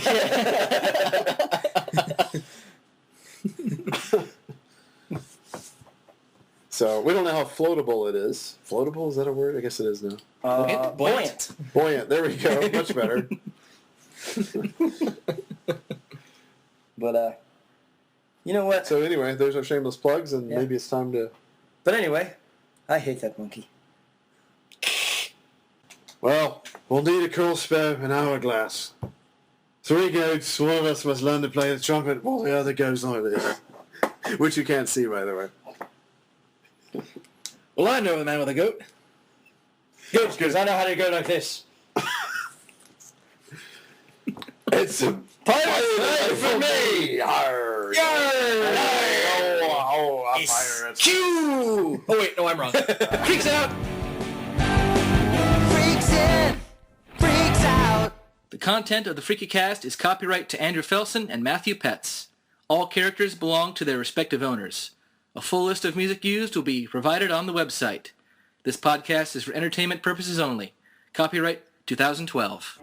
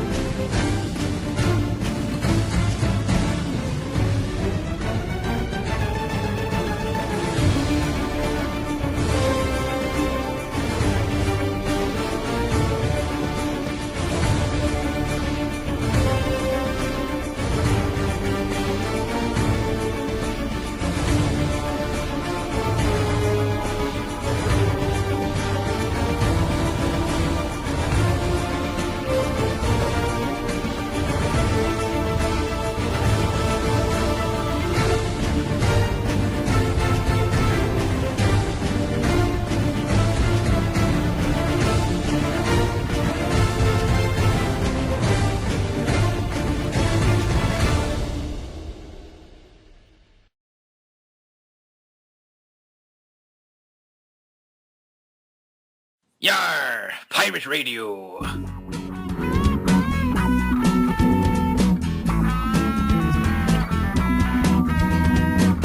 Be tuned to Radio Atlantis, real pirate radio, run by real pirates, broadcasting somewhere.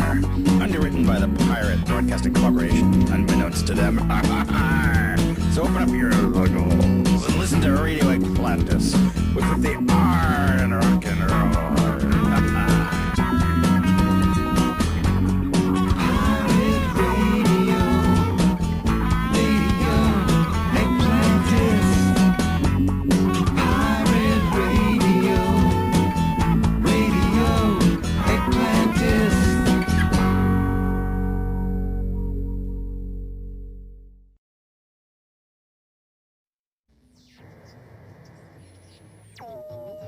We are broadcasting from a sunken ship.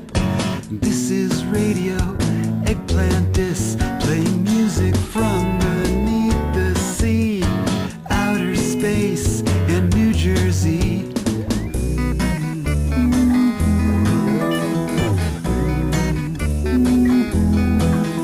We've got DJ Blackbeard, he's a dandy. He plays Swedish punk sea chanties, classic bubble gummy soul, Neptunian rock and roll.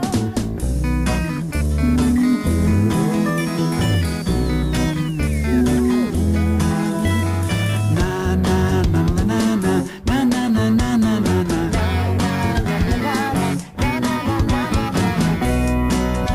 Alright.